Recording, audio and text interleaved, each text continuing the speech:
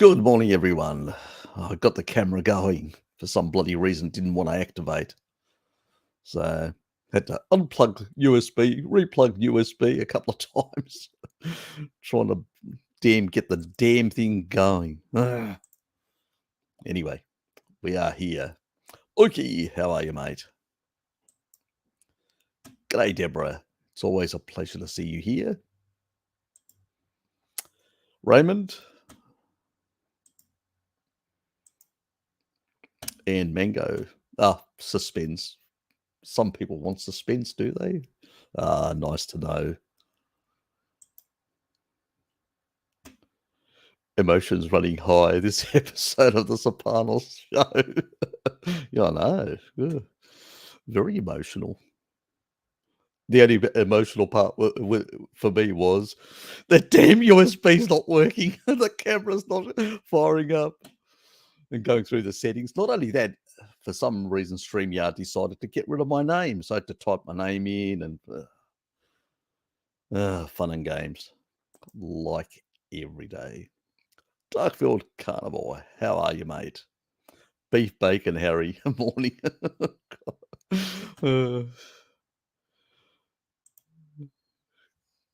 G'day, Susie.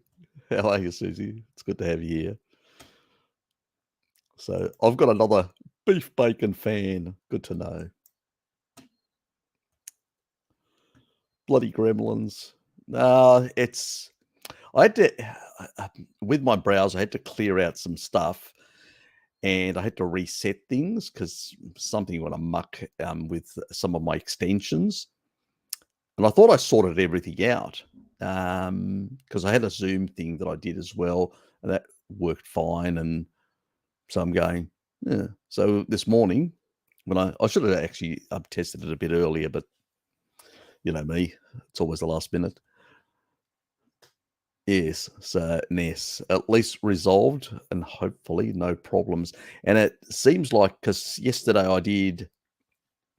I had a recent interview with Sarah. I've actually put in the community post. So she actually did a short interview because she had a little slot. She sent me an email and said, "Oh, I could fit you in for half an hour." So it was very concise. So it was sort of a rush type thing. But anyway, it didn't go too. It was not too bad. Covered a few points on the video.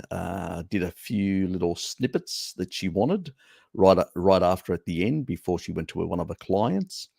And they're going to be on Instagram, I think she said. I think from memory. Anyway, Stefan, how are you, mate? Hi, Harry. How's it going? First one. How do you think about colostrum in capsules against inflammation? If positively, what do you look out for when buying it? It definitely, the best products in terms of colostrum and lactoferrin that I've come across are usually either out of Germany or the US. So the manufacturing practices, probably Germany, just a tiny bit better for most of those sort of products. The US would come in second, but very close because of the quality of manufacturing. Outside that, it's varied. It's varied. So in that regard, look. Things like colostrum, things like lactoferrin do help with immunomodulation and also with gut problems and stuff like that. So they do have their place. They seem to be slightly more beneficial for younger people or older people than middle-aged people. Probably a lot of factors that are at play there. So yeah, it's sort of an interesting field. It's sort of gives us a bit of an insight of the benefits of raw milk that have been used in the past by many, but even physicians before a lot of the meds existed, the modern meds. Now, most physicians are what I call managers of symptoms. That's all they are. They just manage symptoms. with pharmacology. I would say the majority of medicine now is managing symptoms with pharmacology, and probably about the other 30% or would be dealing with medical surgical interventions in emergency care, or elective surgery or stuff like that, or things of that sort.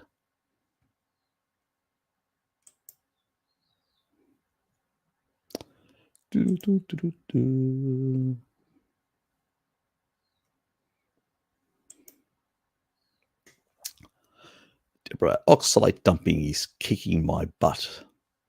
3.5-year carnivore, and I have been dealing with back pain, diarrhea, taking citric acid, B6, eat at least 2 eggs a day, will increase to 4, add choline. Yeah, look, because I don't do consultancies in that regard. Look, taurine's good to take when you've got this issue as well. And it took me, I had on and off oxalate dumping for about 2 years with a lot of issues. And there can be issues with a congested gallbladder that can also slow down some of the process as well. So it can be multifaceted. Okay, so you're doing 6 grams, which is fine. 2 to 6 grams is fine for the majority of people. Usually when we're looking at antifibrotic effects and other things, I usually go for higher levels. But specifically, there is a case where taking more taurine with people doing oxalate dumping seems to, in some people, small percentage of people, but in some people, does exacerbate diarrhea, as an example. So you may want to cut it out for a while and see whether you're one of those people, Deborah. You may be. I don't know. It's a bit like people have a lot of sulfur sensitivity, like Bart does. He can't handle a lot. He only uses a small amount of taurine because he just can't handle it. He's told me, that he just, he's probably even he's joked about it as well. And it's really that, and he can't actually have eggs, which has got choline. Doesn't eat organ meats, which has also got choline, more choline. So maybe he should supplement to basically deal with the sulfur metabolism. So it can be a number of things, but you're already doing that. You don't have a sensitivity, because if you had a sensitivity to sulfur, you'd know it. Because you'd be having a couple of eggs and you'd be farting like mad, or onions or whatever else, anything that's sulfur rich. So yeah. So I would say I'd actually seriously consider consulting with somebody like Bart K, and just going through some of the information, just at least to get a bit of a because he's gone through it as well, through oxalate dumping, like myself and many others. And he may be able to sort of coach you through some of the pitfalls and stuff like that and help you out a bit more. So that's, it's there is, let me be completely candid, there are a lot of variations, and even Sally that covers this, that talks about it, she's noticed a lot of variations between people. There are methylation issues in some people, like myself. So riboflavin plays an important role there. So if you're not getting enough riboflavin, and it can be overused for other methylation purposes, riboflavin may be an option. I mean, I use milk, raw milk. That's another thing with calcium. The calcium genes, 24% of people have those calcium genes, and they may need more calcium intake to deal with oxalate as well. So it can be complicated in that regard. So I would play around with cheeses that are very high in calcium and see what sort of results you get. So if that sort of cuts out the diarrhea, it did for me, and also tends to bind more of this sort of stuff. Now, that's not going to get rid of your, let's say, discomfort in your, the anus area, because some people just have it. I dump through the kidneys. Some people dump through the feces. So there's some people actually will actually excrete a lot through their skin. I haven't had that lovely experience, but some people have, and through their eyes and all sorts of things. So I don't know what is worse when it comes to dumping in that regard. But obviously, oxalate is associated with cancer, is associated with a lot of disease situations. So getting the stuff out is a good idea long term. You'll have better musculoskeletal functioning in old age. So it is a good thing, but it's actually persevering in the short term to get benefits in the long run in terms of ridding our body of the excessive amounts of oxalates that we do have. But there are also environmental factors as well. Mold can actually keep oxalate production in the body up. So somebody in a moldy home, they can do everything perfect with their diet and everything, and pretty much have a high oxalate level in their body. So there's a lot of other factors as well that need to be looked into and addressed. So I don't know enough about your life. And that's why I said you need somebody to consult to go through a list of all possible factors that could be driving your oxalate, or somebody even like Sally, who's way more experienced than all of us. She's had deep dived to a level that not even I have, or anyone else that I know. So there's other options, but I don't know what her schedule is like. And so as I said, because you don't have you haven't done genetic tests, I have, and I know exactly what are the areas that I have to look out for, like the calcium areas and stuff like that. I've already done a video covering that part with the blood sugar thing and calcium. It's but it's related to oxalate as well, because if people that tend to have those genetics require a bit more. So there's those sort of things that need to be looked into. So play around and see what works. And if you really are struggling, then consider a consultancy with somebody like Bart or like Sally, or somebody that knows a bit and actually deals with a lot of clients in that sort of area. I haven't actually dealt with a lot of people in that space to consider myself to have enough N of one knowledge of people's different varied experiences, just what people ask me and stuff like that. So I hope that's given you a bit of at least a direction. Or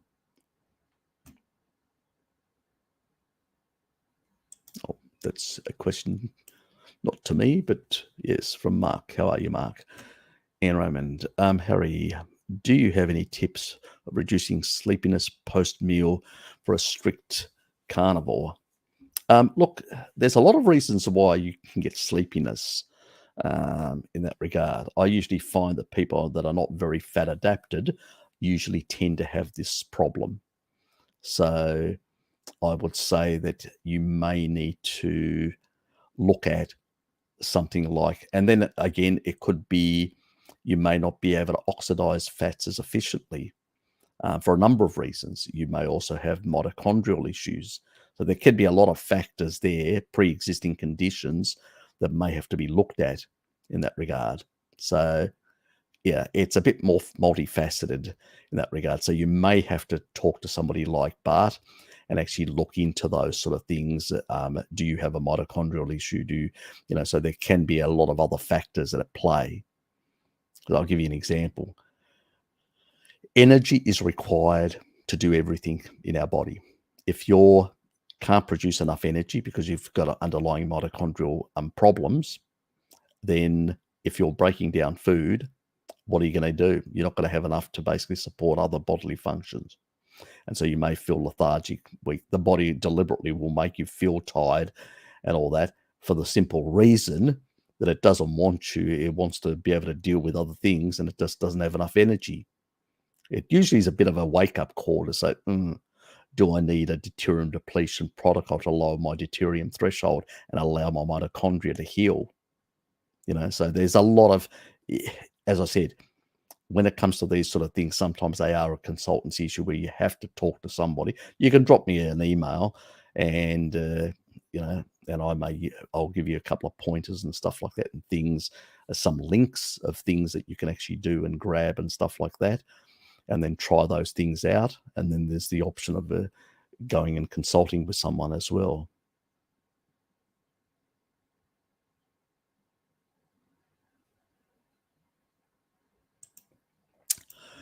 There could be all sorts of reasons to unpack everybody's unique, circumstances. Yeah, it can be sometimes a lack of fat as well, or too much fat, or not enough bile, the gallbladder not functioning properly.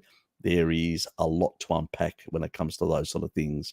Very hard to do it on a live stream with just questions without having, going through a proper consultancy with somebody and discussing all sorts of factors and getting a bit of a history and what people are doing exactly. And, so it's not the same.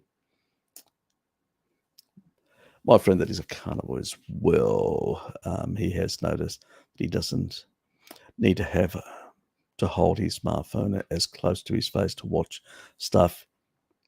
He gained 2 centimeters of comfortable eyesight range.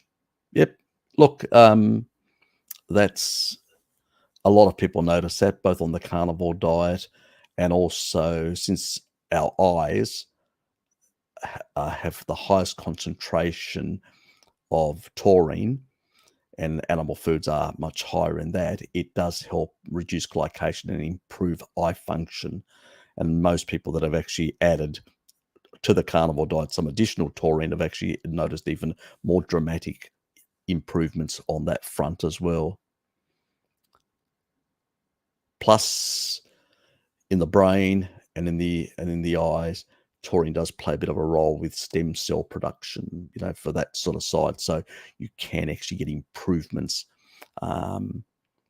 with that side, especially in the brain with new neurons. That's quite experimentally proven, quite clear. In other areas, still there's question marks, on its usage in regards.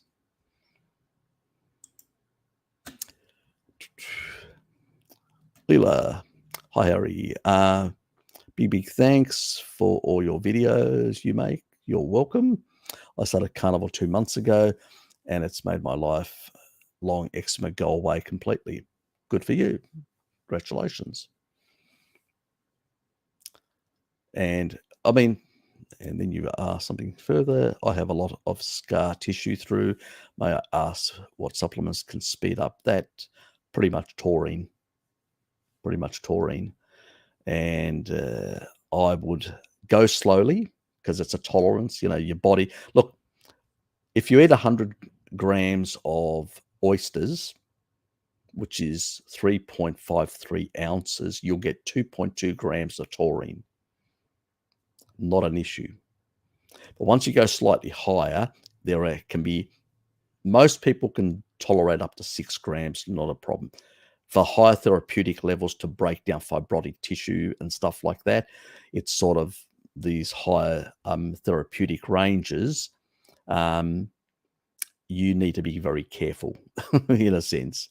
Now, there are people that are taking up to 35 grams a day. I'm not kidding you. And I was doing 20 grams in the past for my size. So around about, somebody that's around about the 60 to 70, maybe 80 kilo range, probably around the 20 grams is that higher therapeutic range. Once somebody's much larger and taller, they sort of need, this person is much taller and larger than me, and they are in the sort of 30 odd range and getting the similar therapeutic effects, but they've got a lot of issues that they're dealing with as well. Now, I'm just saying that you can do these higher. This is what I did. I can't recommend over 10. And the reason for that is because there is human experiments up to 10, but only animal experiments beyond that. But I can tell you the animal experiments, they have shown like somebody takes the equivalent, a large person or somebody like my size, a smaller person, the average sort of 20 grams, which is equivalent to what they gave rats, where they've done nasty things to these little critters, like they've damaged their kidneys, they've damaged their hearts, they've damaged their livers, they've damaged their pancreas, they've actually even destroyed a lot of their islet cells to cause them diabetes 1 in little critters like that. And then in 3 months' time, they've restored a lot of the function, or some of the function, especially in the islet cells, some of the function, in some of the other organs, a lot of the function. And that's equivalent to a decade long for humans, like 9.83 years. Because of cellular turnover, and our metabolic rate is much slower than the rats, which is much higher. That's why they live less, because they've got a very high metabolic rate. They just burn through, their cellular turnover, and they only live for about 2-3 years or whatever, depending on the rat or mouse that we're talking about. So there's that sort of side of things, and that's probably one of the best antifibrotic supplements somebody can take. It's what I did for my heart condition.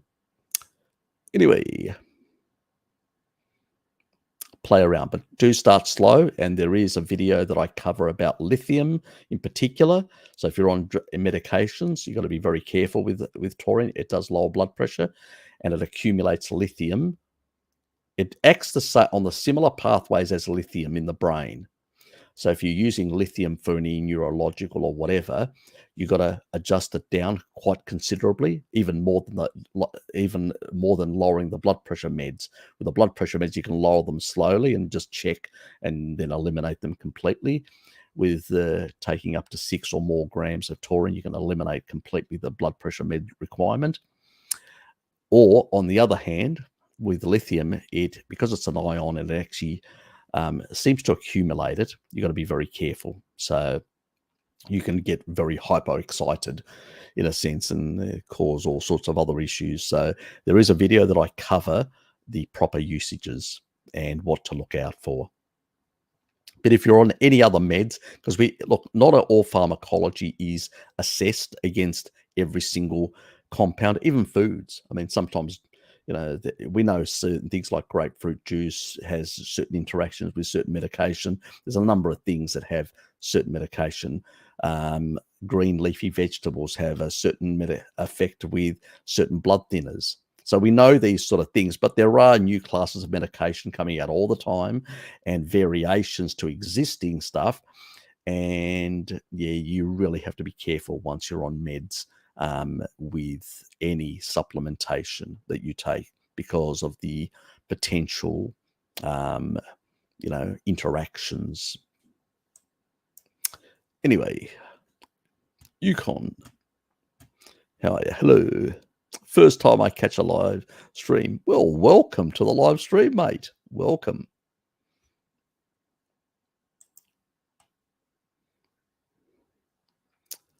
Have you ever looked into the mechanisms that when 2 nose holes are opened and when closed, it seems alternate, and most of the time one is free and the other is blocked? Sympathetic, parasympathetic issues? No, I haven't. I can't say I have looked into that sort of, to that sort of degree. No, I haven't. But I suspect that, there is, when it comes to sinuses and stuff like that, and there is a bit of a parasympathetic, sympathetic thing that can aggravate those sort of things. And we know even with asthma, there's a bit of a the actual nervous system is engaged as well. Remember the body, brain, body, your nervous system, your musculoskeletal, all these are things are interacting with each other. So that wouldn't surprise me at all. And I would say that, there are, things like taurine are really calming. They actually calm the person down. They have that calming effect. So that's the only supplemental option that it is for people that it also brings down, normalizes cortisol.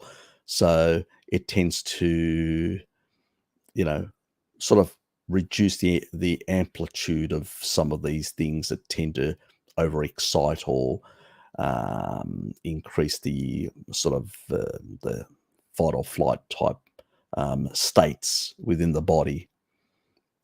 But sometimes there are other things you can do, strategies as well, like calming exercise. There's exercise can also help in that regard. Yoga. There's a lot of things. Mindful sort of thinking as well. Changing the way you think.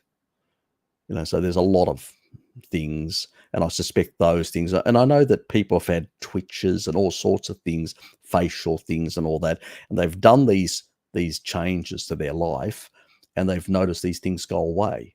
So I would suspect that if there's any issue in this area as well, that would should have, technically speaking, a positive effect. Okay, why don't people during the agricultural revolution 10,000 years ago not realize that plants are bad for health and go back to the old ways of hunting? It was a gradual thing. So let me put it this way. We started playing around with plants about, I'm trying to remember now. The initial stage was about 8,000 or 10, close to 10,000 BC. That's about nearly 12,000 years. And that's towards after when we started coming into the warm period, after the glaciation periods, because you had a reglaciation about, I think it was 11,600 years. And then there was another big flooding event, and that sort of reducing down to 11,300 or about that.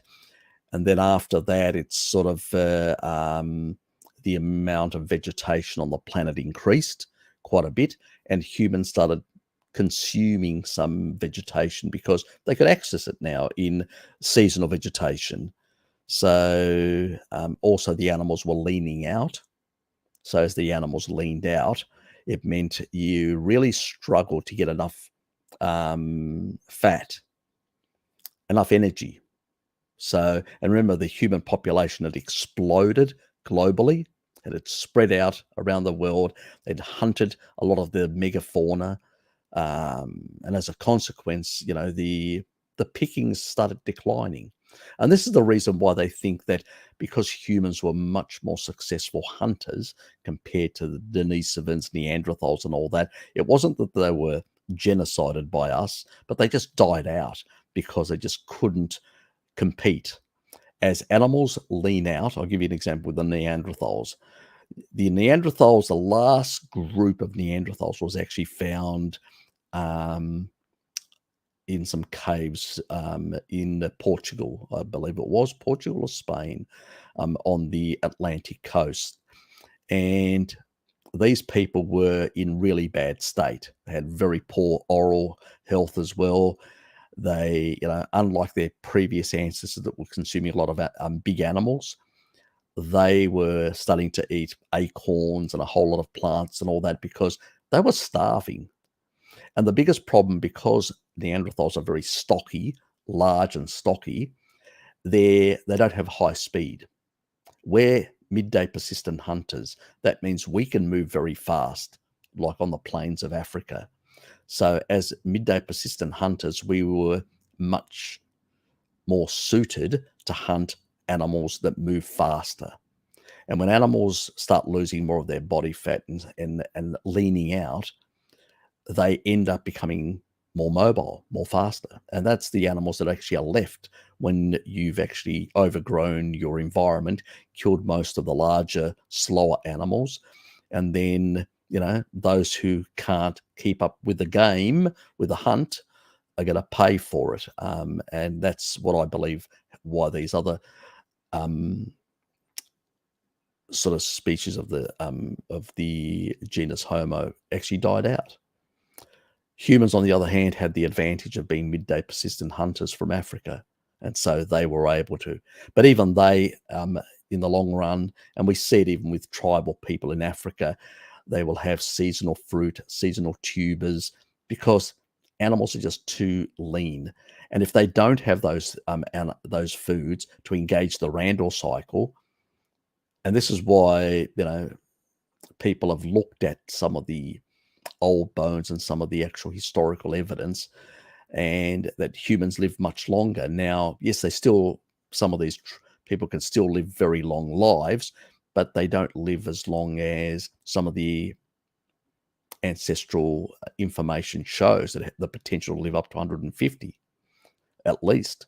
So what we've realized is that humans have lost, even tribal people have lost some of these advantages in that regard. They're not as big. I mean, in some cases, the Maasai are actually even taller because they have animal fats, like from dairy, saturated fats, additional fats, and additional nutrition, which gives them a bigger advantage than than basically the Hudsers or populations like that. So it's quite clear that the amount of mass intake, or the amount of food intake, does play an important role in especially when it comes to protein and fat, to those sort of sources. And so as tribal populations lost some of those advantages, the ones that survived were the ones that could actually utilize some of these plants. As they started utilizing some of these plants, it became more and more over time. It was a slow thing. But even with agriculture, you've got about 5,000 years ago is when 5,000 BC, which is about 7,500 years ago, more give or take, that we noticed the first sort of domestication of certain plants. But it doesn't really take off. It's still, these people still hunt, they still fish, and they've got a bit of plants on the side that they're producing or cultivating by just spreading the seeds. And it's sort of more like a horticultural type approach. And then eventually that sort of ramps up a bit over time, very slowly, very gradually, over thousands of years. And people don't even realize they're shifting without even realize. I mean, let me put it this way, Stefan. Do you remember what your grandparents ate? And that's only 2 generations back. Do you remember what people were eating in the 60s? They were eating organ meats in Australia, and they were eating a lot of other things. The diet was 2/3 animal food. I mean, most modern people today would have no idea what people ate, just a couple of, so you can lose what is called cultural knowledge over time.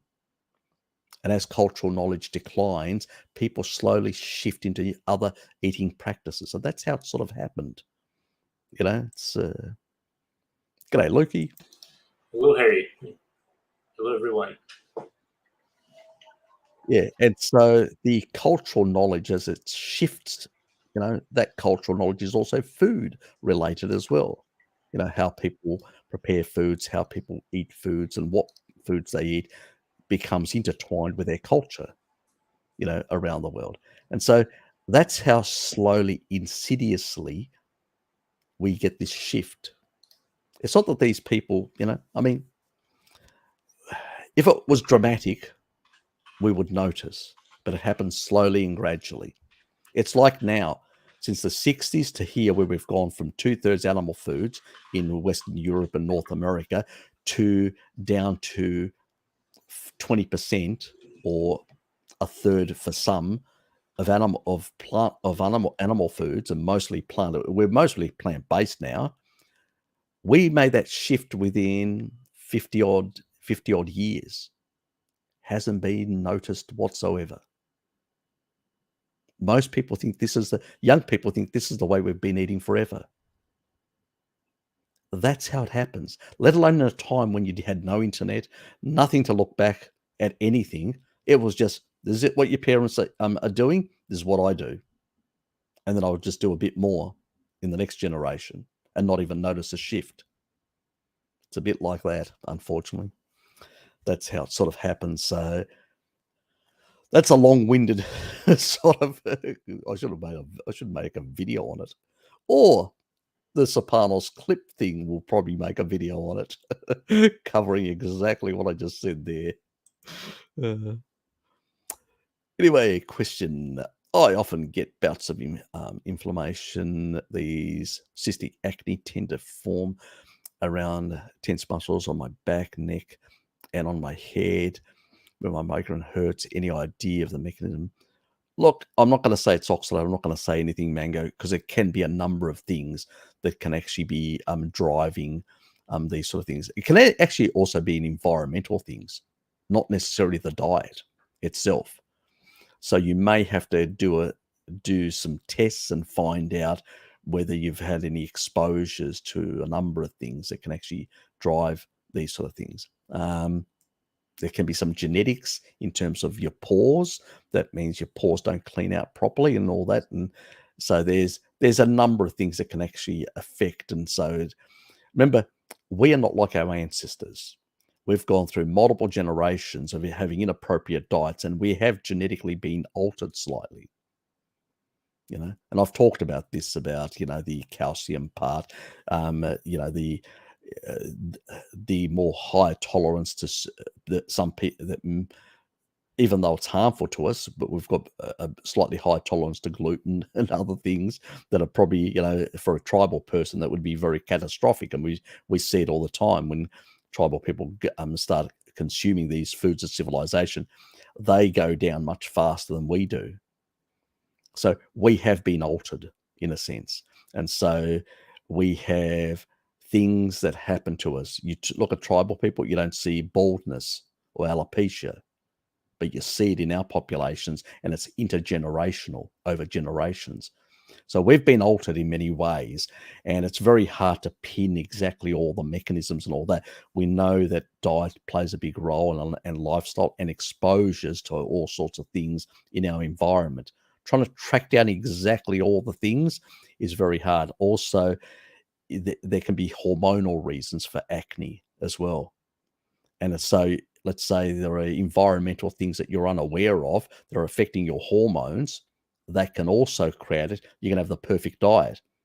So there's a lot of things to unpack there. And, that possibly needs somebody to look into it properly, like a sort of a consultancy sort of thing. I can give you a general idea about, like I did now, but if you really want to get to the, to work out exactly what's driving it, you really need to speak to someone and go through assess you for lifestyle and dietary and history. So, it's beyond the live stream's ability to do that.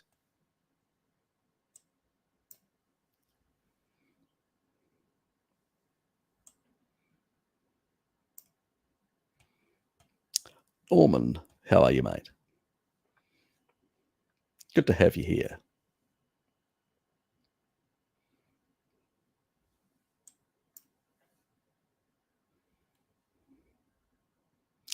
I'm not sure whether you sent me an email recently. I haven't replied yet. I haven't got around replying to a number of emails of people, but I will get back to you in that regard. If you did send me, I'm still looking into some of the stuff, because I don't know enough about that condition, but nobody knows it, not even doctors. I have a few ideas, but I just want to investigate a bit further. starvation, fears, propaganda, and they were told the health issues were related to other things. Yeah, there's a lot of that sort of stuff as well. But back then, it wasn't so much that. It's people were just ignorant. You know, a very small number of people were actually part of the ruling circles. They didn't survive very long because they were out fighting to try and build their little kingdoms and all that. And most of them didn't survive the slaughters that actually happened. So you had a lot of cultural knowledge that was lost in between those periods. So it's a bit more complicated. Goldthread Eagle, how are you? Have fun learning, you, everyone. Stay awesome, Harry. Gotta go. Fair enough. See ya. Yes. You're welcome, Deborah. I'm drinking raw milk and we'll eat more cheese and try and get... Yeah, milk is fine, but it doesn't have a lot of as its calcium content is more concentrated in cheese. You'll find cheese is a much better source. You know, obviously people like the Maasai and people like that don't suffer from oxalate dumping or anything like that. They don't have those issues. So they don't require that high level. But people, and they have, I know that they don't make any cheese. That's one thing that I do know about but they do make a sort of a yogurt. They make a sour type cream sort of thing. And they have their raw milk, obviously, with blood. So that's their sort of, I'll try and consult with Bart Genetics. No calcium or choline issues, no MTHFR. Well, I've got all those. So, well, you're lucky. But it meant that I had to do a lot of deep dives to work out a lot of these sort of stuff. Mark, veggies and fruit were very different back then, less sweet compared to today. Yeah, that's true. We've hybridized a lot of things. You know, even wild, you know, like you'll get, you can put in your arm, in your palm of your hand, you can actually put a whole watermelon, a tribal watermelon, very little thing. You don't eat the fiber or anything. You just basically suck out some of the fluids and stuff like that. That's it. You know, there's pretty much, it's just a bit of water and a bit of sweet. It's like a sort of a sweet water. It's a treat. It's not even food. It's a treat. I would call it. It's a tribal treat. So yeah, completely different. And most plants are very different. Everything that we have in supermarkets, it's not natural. It's, well, probably that's not the right word. It's not something that existed in nature on its own. It's something that we've taken and altered in extreme ways. If you look at, you know, some plants have been extremely modified. So yeah, very different compared. And they've concentrated the fructose and the glucose in them to much higher levels. So that does make a big difference. And when you're consuming them all year round rather than seasonally because of refrigeration, because now we can refrigerate things and keep them for a very long period, or have big hot houses where we can actually grow them even in winter, a number of things. So yeah, it makes a big difference and all that. And we can grow them very big as well, because we can pump carbon dioxide directly into the hot houses and all that, and actually increase their growth beyond what would happen naturally in the environment, because they can push it up to 1200 ppm,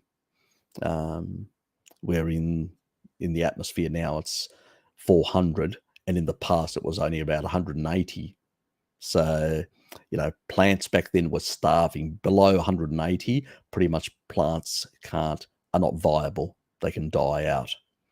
So at 180, it was very poor. This is why I say there is no logic to argue that we were on a plant-based diet back then, because at 180 ppm with carbon dioxide, you had very little plant food to produce enough cellulose or enough plant, you know, so not going to happen.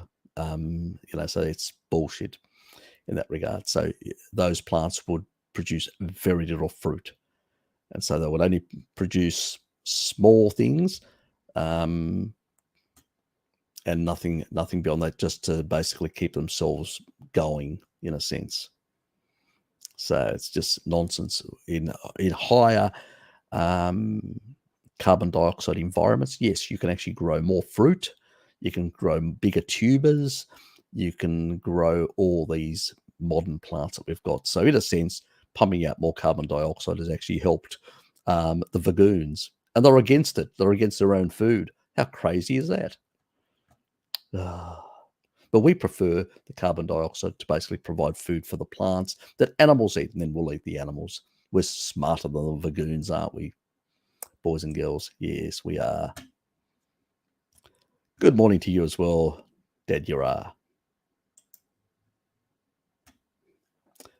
George, always a pleasure.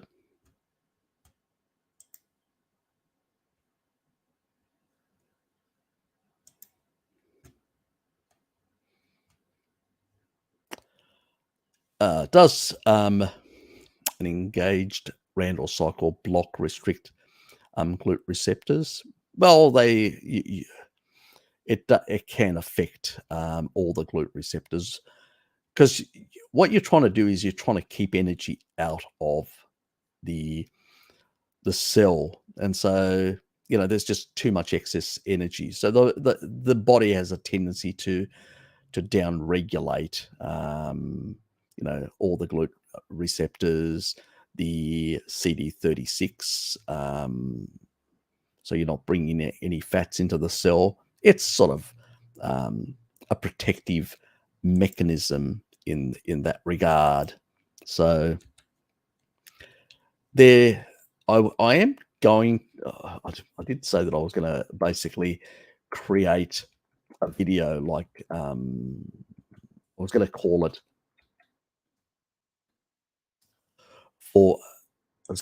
basically probably, I don't know whether it's appropriate, but I was going to call it Randall Cycle for Dummies or something along those lines. I just haven't got around doing it yet, but I will do it. But in the end, it's I think the only place that you won't get the GLUT5 receptor affected is in the liver, because it does want to take in the fructose to basically convert it into fat. But outside that, in the other cells, I believe it does shut off all the GLUT receptors, the CD36, the peripheral, what we call the peripheral cells. So your heart, your lungs, your muscles, all the different cells around your body, other than the liver. Liver's a bit different. Liver will take everything. It's got receptor sites to take LDL. It's got receptor sites, it's got it takes everything in, and then it repackages it and processes it and then sends it out. But the cells are different. They are more saying, look, I only need this amount of energy. You're giving me this amount of energy. I'm going to restrict your inroad into me, in a sense. So just think of it in that regard. So liver, different. So if you've heard people say, "Oh, liver will take glucose, fructose, will take everything in," okay? And if it's got excess amounts, it's got a number of ways of getting rid of it, or altering it, or converting it, or whatever else in that regard. Oh, erythritol. Oh, yes. Well, and that also is what it does. It'll take, sugars and convert them into erythritol, the body, to get rid of them as well. We'll get to that in a sec. Let me just go back to this one. Yeah. So that's only in the peripheral cells and not in the liver, just not in the liver. So yeah, it's a different, how can you say it? in the actual liver, there's a different type of, it's a different type of, it's not the same sort of Randall cycle type. It's an inflammation because of too many things being shoved in, and the liver's tendency to take all this sort of energy in to try and repackage it. And you've got too much fat and sugar coming in at the same time. And this is what creates the liver fibrosis and all that. The liver doesn't have the ability to really protect itself in the same way as other cells do. Other cells can just engage the Randall cycle and go away, bugger off. I'm not taking any energy in. But the liver takes everything. Takes toxins, takes the whole bloody lot, and tries to deal with them. So that's why a healthy liver is really important in that regard. So, and that's probably why liver suffers so much fibrosis and damage, and over time, because it just takes everything in. It just does not say no to anything in a sense, and it tries to do something with it. So that's the biggest problem. So, yeah. And just for those boys and girls out there that may not know what the GLUT5 receptor does, it's a transporter for fructose. So, yeah. Anyway, I mean, and even when we talk about the GLUT4 receptor, you've probably heard for vitamin C and for glucose. Inside the cell, there's actually another one called GLUT1. Actually, at a basal level, see, this is how it actually, so at the basal level from gluconeogenesis or whatever, so we'll do a bit of biochemistry now, GLUT1 receptor will take in sugar, a small amount as it wants, the cell wants, at a basal level. Once you get above the basal level, where insulin is involved in all that, it gets driven through GLUT4 into the cell. But at a basal level, when glucagon is temping down, and you don't want excess sugar going into the cells, because you actually have a peripheral resistance in a low carbohydrate, because you need to spare glucose for what? Your brain and your red blood cells. So you only take any excess, small amounts, at that close to that basal level. That little fluctuation. You do exercise, your blood sugar goes a bit up, but your glucagon is temping down insulin, so you can't actually clear it. So after that, but that can actually, if it doesn't go into the red blood cells and all that, that can flow through the GLUT1 receptor into the cell. Voila, out of the system. So without insulin, there's your GLUT1 receptor. So, yeah, so the body's got a lot of Swiss Army knife features, and it's a very smart thing. It's been doing this for a very long time, boys and girls, for millions of years.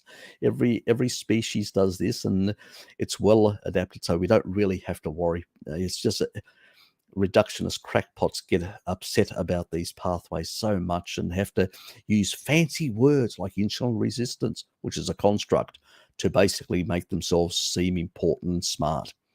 Anyway, let's move on. Adrian, Harry, what are your thoughts on the new study on erythritol study showing 30 grams consumption leading to an increase in platelet aggregation? Thank you. Nonsense is one way of describing it.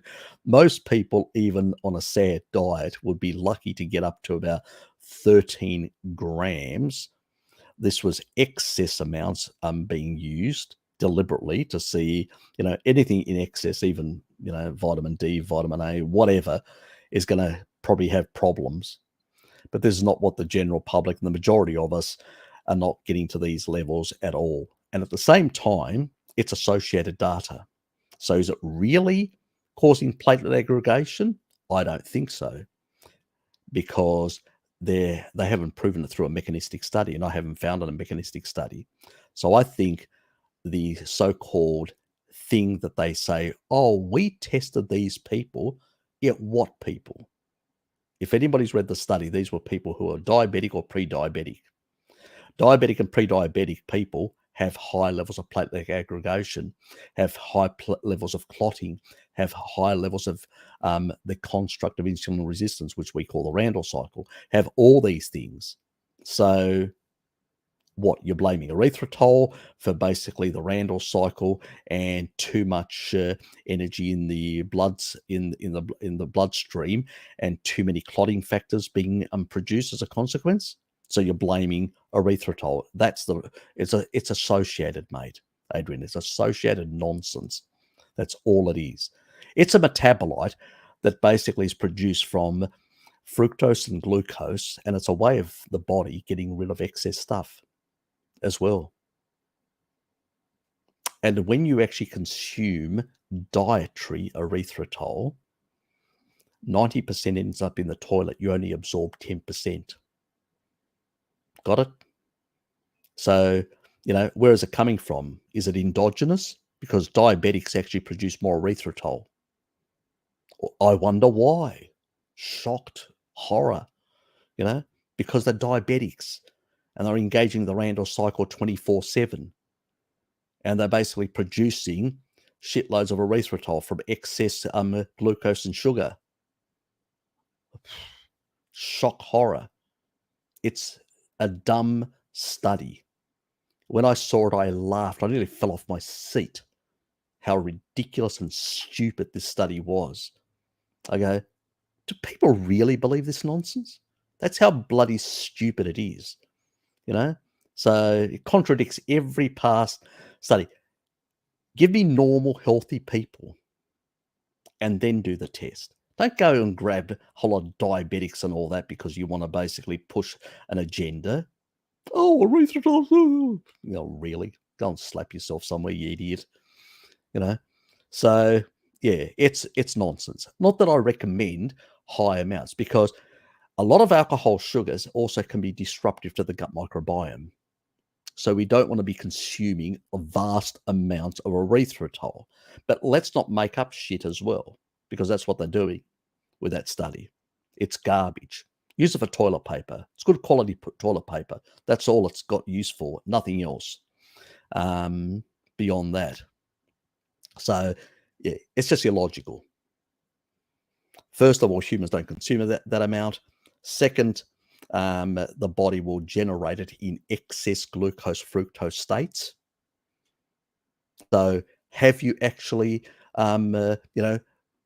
put a nuclear trace element to actually know exactly where it's all gone and put somebody in a scanner to know whether it's endogenous or exogenous?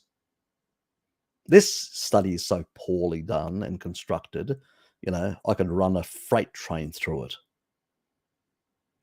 A bit like that idiot did like that in America recently, or the one in Greece. Yes, that sort of freight train. I could run through it. That's how bad it is. Yes. If you want a good laugh and you, now that you know that information, read it, you'll get a lot of laughs from it. That's how idiotic it is. To play the devil's advocate a little. Oh, why not? Oh, you devilish woman. I often had this thought, why do we care that the Hadza eat? They are at the bottom of the human development. I like the stuff that looks at the Spartans better. Oh, they love piggy. The old Spartans, they used to eat a lot of piggy and a lot of piggy-based foods. They had a meal where it was a sort of a boiled pig sort of soup that they loved. Apparently put hairs on their chests. That's what the Athenians used to say, or something along those lines. How do you eat this stuff? So there's my devil's advocate answer to that. Yes. Oh, look. Yeah, I know, it's ridiculous. The Hadza are being touted as near vegetarian when all they do is go hunting for animals. It's ridiculous. I mean, Mary Ruddock actually went for a hunt with them. She knows exactly what they eat. And all the other stuff is just seasonal. I mean, they didn't even honey. They will actually eat it out of the honeycomb itself. They'll take it from the wild and they'll eat it. There's a lot of protein in that, a lot of fatty acids in that. and in the little grooves, a small bit of honey. So when you look at the composition, I'm not saying it's a low carb meal, but it definitely isn't a high carb meal. And it's only occasionally, because you have to take on the bees. It's not an easy thing to do. So they only wait to do that when it has the most honey in the season, and then they'll venture to put themselves at risk of being bitten to get a bit of a treat, and that's it. But it's not all year round like Salad Boy does, So yeah, we sort of have to differentiate between that. But yeah, look, high quality. Look at the Maasai. The Maasai, the strongest. They are pastoralists, dairy and meat, primarily meat, but some dairy, and they are the strongest in that area. No plants whatsoever. So if you take away the dairy component, because that's where they get a lot of their saturated fats. They're getting a lot of fats, which traditionally we would have got in the glacial periods of fatty animals, that additional fat. They get it, so they don't need they don't need things like tubers and stuff like that, like the Hadza, to engage the randle cycle, put a bit of fat stores so they can seasonally, cycle through hunting periods and leaning out, and then putting on some body fat by engaging the randle cycle in that period towards the end of summer, the beginning of autumn equivalent time span, when animals are fatter and there's more of these seasonal plants around, which you can combine excess energy to sort of build up your fat stores so you can do well for the rest of the year. Anyway, how does the body metabolize excess taurine? It can actually excrete it. It can actually excrete it as well through the so the body's pretty good at dealing with it. And we've actually had the equivalent of like a decade, and I've done it for a number of years myself, a decade where people or rats were given excessively high amounts of taurine, excessively high, for the equivalent of a human decade. Not an issue whatsoever. So we don't even know what the threshold is. We think even when you exit, it just gets rid of it. It's only some people that have sensitivity to sulfur that do have these sort of symptoms than anything else. And there are some people that, because of some genetics, may get some other derangements in sort of mineral homeostasis or stuff like that. But it's a very rare thing, because it doesn't happen in everyone, and it's not very clear whether there are certain genetics. There's been a few cited arrhythmias at very high doses, like people doing excessive 30-40 grams per day, but not in the general, but not in anyone below that, and they don't know whether it's genetics or not, because they didn't see it in the rats when they were giving them excessive amounts. So I don't know. Without experimental proof, you don't really know. But I don't recommend like massive amounts anyway. For the general, for most people, 2 to 6 grams, fine. But higher levels really have to be taken for short-term periods or for a number of years, but with some level of supervision as well, somebody monitoring them, making sure that everything's okay and stuff like that. Whenever you take anything beyond certain natural physiological ranges, yes, they do have therapeutic purposes, but it doesn't mean necessarily that it's going to react the same way in your body compared to someone else. So we need to be very cognizant of that and careful in the way, and that's why it's not to be done by the general public. That's why I do not recommend over 6 grams for anyone without having either consulted with someone or actually approached me and discussed their whole history. And I've actually assessed exactly and given them a plan and a period and a time frame that they will use certain levels for a certain period of time. So Keep that in mind. And then there are interactions with other things as well. Caffeine. So you can actually end up with arrhythmias due to caffeine because taurine at smaller doses can amplify caffeine. Not in everyone, but in some people more than others. And so people that drink a lot of coffee and take taurine can actually end up with arrhythmias. It's the same thing as the what is it called, that drink, that soft drink, the Bull one. Red Bull.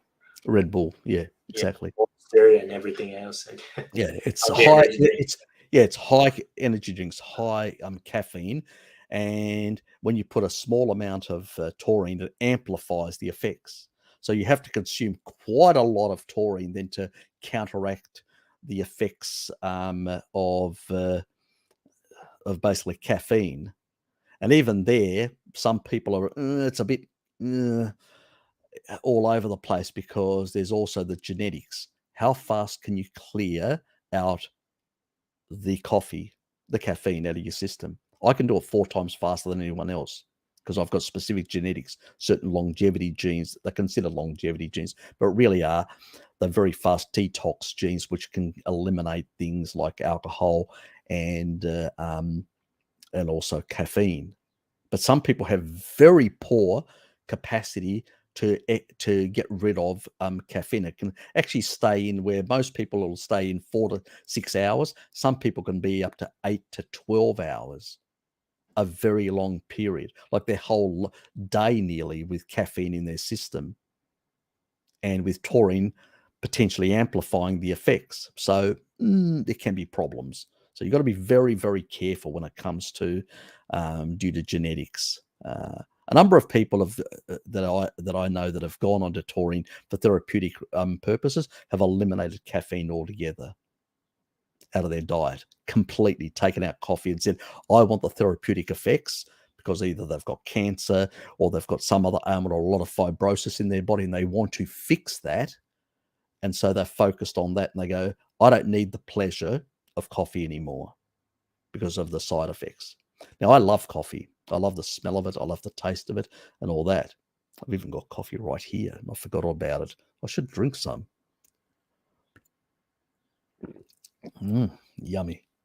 Just on the cool side, but I don't mind cold coffee. I've got strange habits. So refined tastes. Refined tastes. Sort of. Thank you, Lukey. That's exactly what I would call refined tastes, ladies and gentlemen. And yes, so what about yourself, Lukey? I mean, you drink coffee, don't you? No, actually. You've has been a while. It has been a while. When I started Carnivore, I wasn't doing any stimulants at all. And then I found out about yerba mate, which is really common here in South Brazil. Not in my state, because I get the looks whenever I'm having. Some people are like, are you from the South? I'm like, no, I just like it. And I just, and seems to do me well. What I get from coffee is I get a little anxious, a little jittery. Yerba mate has caffeine as well, but it has a different profile of stimulants. Yeah. Doesn't seem to mess with me the same way coffee does. And yeah, I don't have it every day as well. That's the only like plant extract I've been having on a regular basis. I do like coffee, but because I don't feel well, I don't have it often. Maybe like once or twice a year, something like that. If someone has made some, I mean, even people on a sad diet get arrhythmias from coffee. Some people just, it affects them in a very negative way. It hasn't been, I mean, we know, but there's not really experimental evidence out there, but we know from anecdotes and people's experience. And I think even doctors now are recognizing that coffee can cause arrhythmias in some people that they don't know whether they claim that it's genetic, possibly is. I think it also most likely is genetic without having proved it completely. I think also that genetic pathway that actually can clear out caffeine probably plays a role. If people have got very poor capacity to detox, they may be more prone to these arrhythmia effects from caffeine, and potentially with smaller doses of taurine and the amplifying effect, probably not a good combination in that regard. So yeah, it's things that people need to keep in mind, especially when combining different substances. Stefan, as a sufferer of the one nostril block 25 years, so assume it has a pollen after cleaning up my diet, mostly cleared that up, and also, okay, look, a lot of people that have had like throat, ear, and nose related issues, and they've been going to these doctors who are specialized in these areas, have noticed a lot of improvements. Tinnitus as well, taurine. I used to get tinnitus. I blamed it on, listening to heavy metal when I was younger.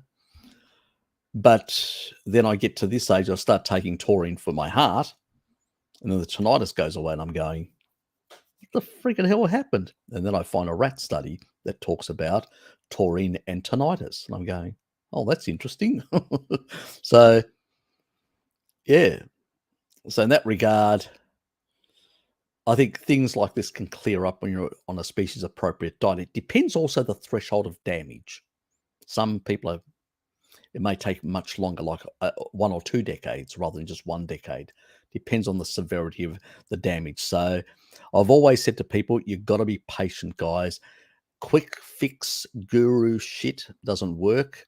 You've got to be consistent in what you're doing and keep it as clean as possible. I know we all love our indiscretions, including this guy here, so, but the more we minimize it, the better we'll be for it. I mean, yourself, Lukey, just give us a few examples of yourself. How do you feel that since you've gone carnivore? Yes, so I think the biggest difference for me was like emotional stability, because when I didn't have things under control, like health wise, not only was I having a lot of trouble like recovering from exercise, I'd like have at least once or twice a week, I'd have these episodes of like feeling massively angry or sad with no apparent reason. Hmm. And it was like, I just couldn't understand what was going on. But fast forward to a couple years later, and I don't have that anymore. Like it's a new life. And I've noticed that when I do have different foods, if I don't do something really stupid like having like fried wheat or something like that, breaded food, it's mostly fine. I'll get some low energy, because it's messing with the fat metabolism stuff. But yeah, overall, I just say that I feel much more stable. My energy levels are constant throughout the day, and it's very different from when I was like munching on rice and beans all the time. Especially in my gut as well, because I was bloated all the time. Yeah, look, I think that makes a big difference to people's gut health in particular. Sometimes it can take longer with some people, and they need certain interventions, because it's just, they've got much higher derangements of their gut, so not everybody's the same. But yeah, these are the sort of general things that I noticed myself, and many other people have noticed improvements in the calmness as well. I don't, it's sort of like, not, I wouldn't say flatline, but it nearly feels flatline, that it's not where I also tended to have sort of mood swings as well. I tended to also get angry much easier. I tended to, be aggravated, all these sort of things. And it did affect negatively my relationships as well with people. And I find that now I'm sort of cool and calm and collected and sort of, and I sort of can actually discuss things with people in a sensible manner, in a logical manner. I can control my emotions much better. And at the same time, I've also noticed, a strength of character as well. You feel more confident, you feel stronger. So it makes a big change to your whole way of thinking and functioning. It's incredible. It's not just, some of the other benefits that people get, which, are important for some people and are important also in general health.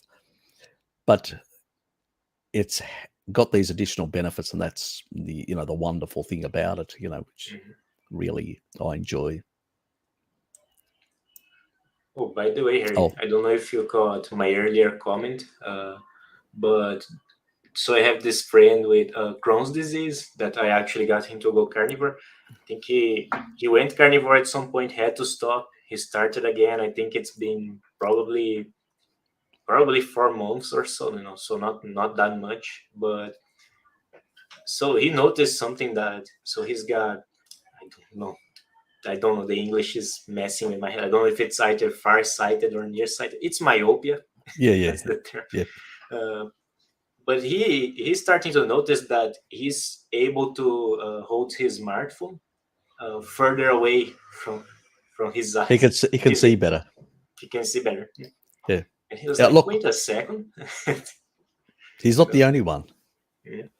Remember, your eyes, glycation in the eyes from too much excess sugar, oxidation in the eyes from too much seed oil.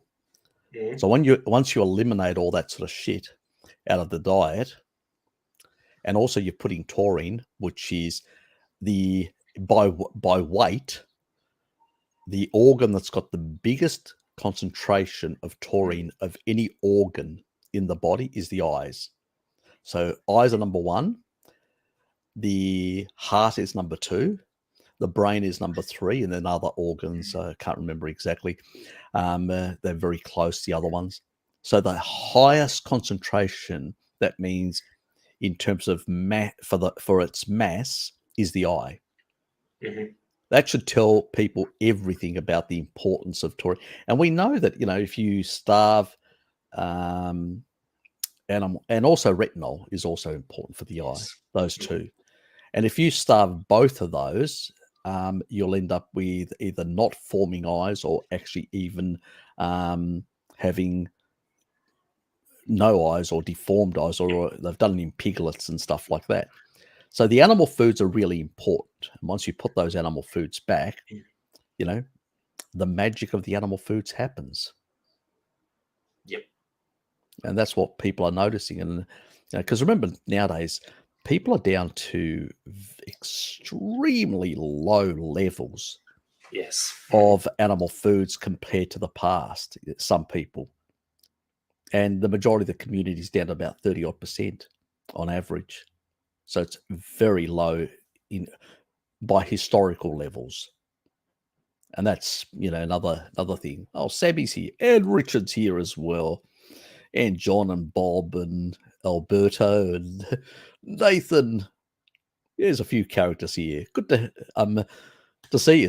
Sammy, I actually saw those photos Dom sent me through with you and his partner having a meal. I did mention to him, I said, I bet they were at deep sea Trevally that you guys were eating those big fish, and Dom confirmed that. So they look very nice, mate. They look very nice.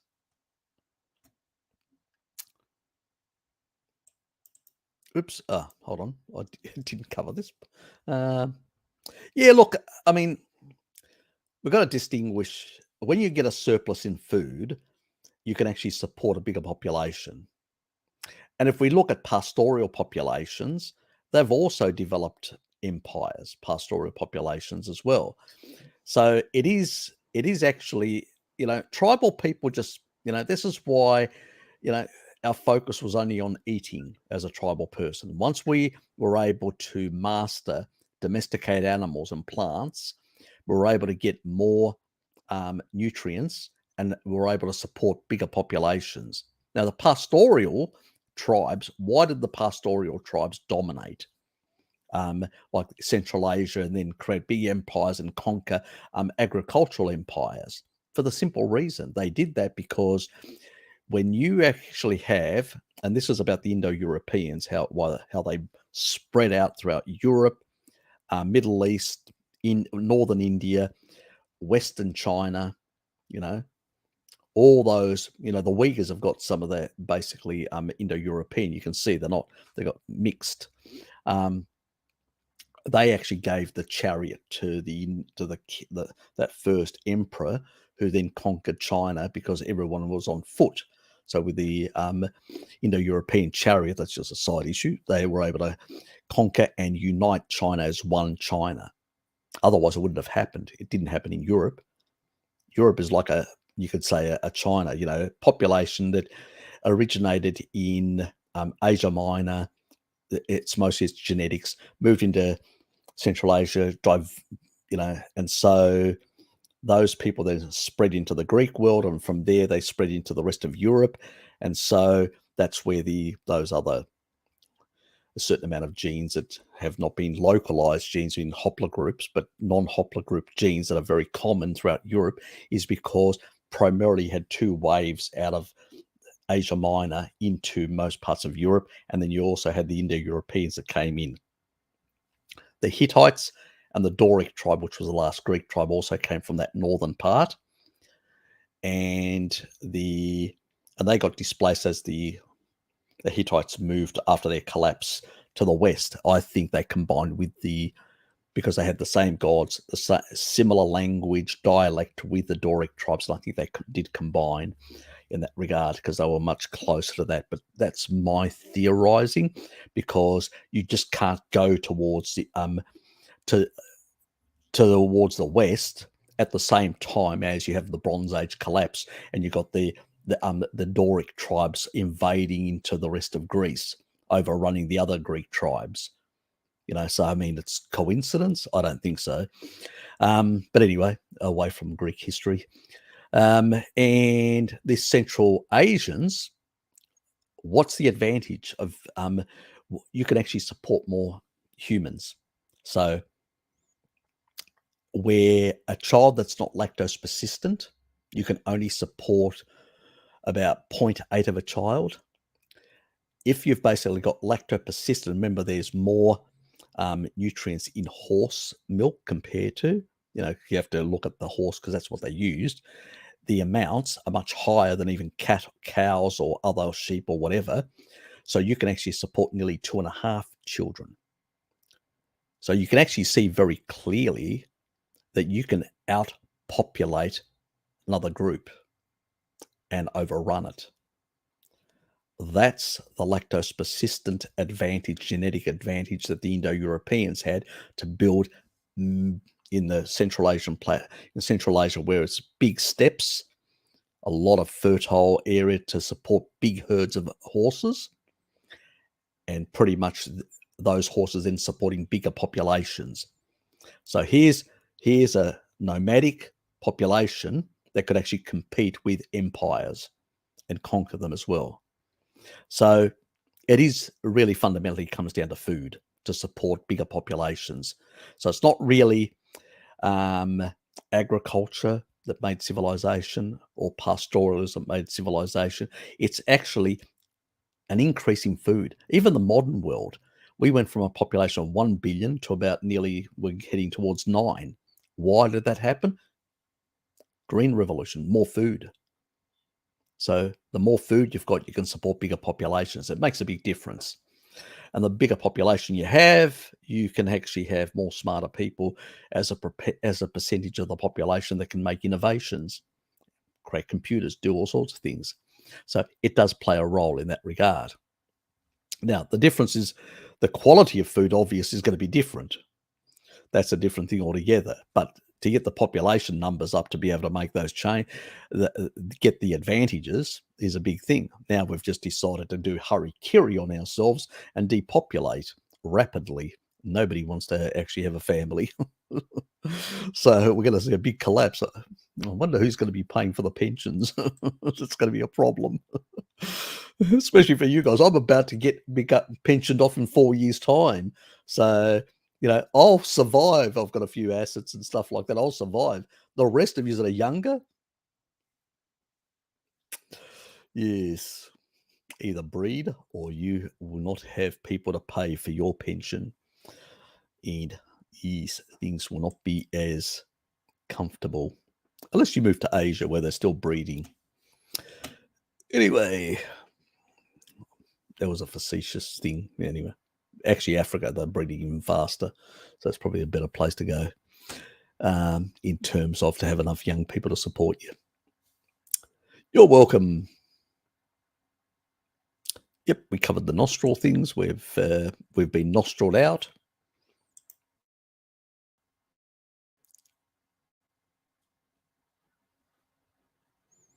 Could be. You'd have to get that checked and assessed, and actually go and actually check with an ophthalmologist to see whether you've got any crystals coming out of your eye.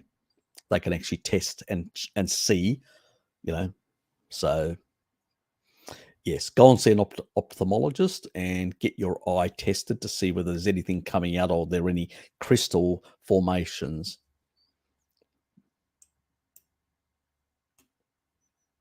How much dietary fat gets used for cholesterol and how much for other uses? It depends. There's genetic variability.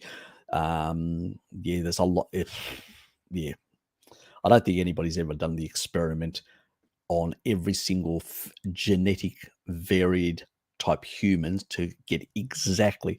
All we know is about 85% is produced in the liver, but all the other elements can vary quite a bit. You've got turnover, you've got autophagy that releases organelles and things and breaks down stuff, and you can reuse that, recycle it, and use it to produce cholesterol. There's so much variability in that. It's an impossible thing to answer. You can only just talk in generalities. 80%, 85% can be produced in the liver potentially. The rest of it's just speculation. And how could it not be? A non-linear, something which is an open system that is in constant flux and change, does not have any stable, measured level. You're a living creature, constantly producing, using, and all that. So, it's an impossible measurement to make in any precise way. Harry, are you ever concerned about taking taurine based on it being made in a factory? No, not really. How's a powder actually made? There's a couple of different methods. I'm going to leave that for a video. I want to cover it in a video, so I'm not going to give away too much now. But I'll say there's two prime methods, and one is better than the other. And there's a number of ways where they powder it. There's micro powdering. There's certain other like crystal type. There's some fillers and other things like that, which are not. And there's the free form, which I recommend, which is a bit more clumpy, but it actually is. If you put it in water, it actually behaves in the same way that it would be in the fluids of animals. So that's the sort we want. So in a sense, we need to,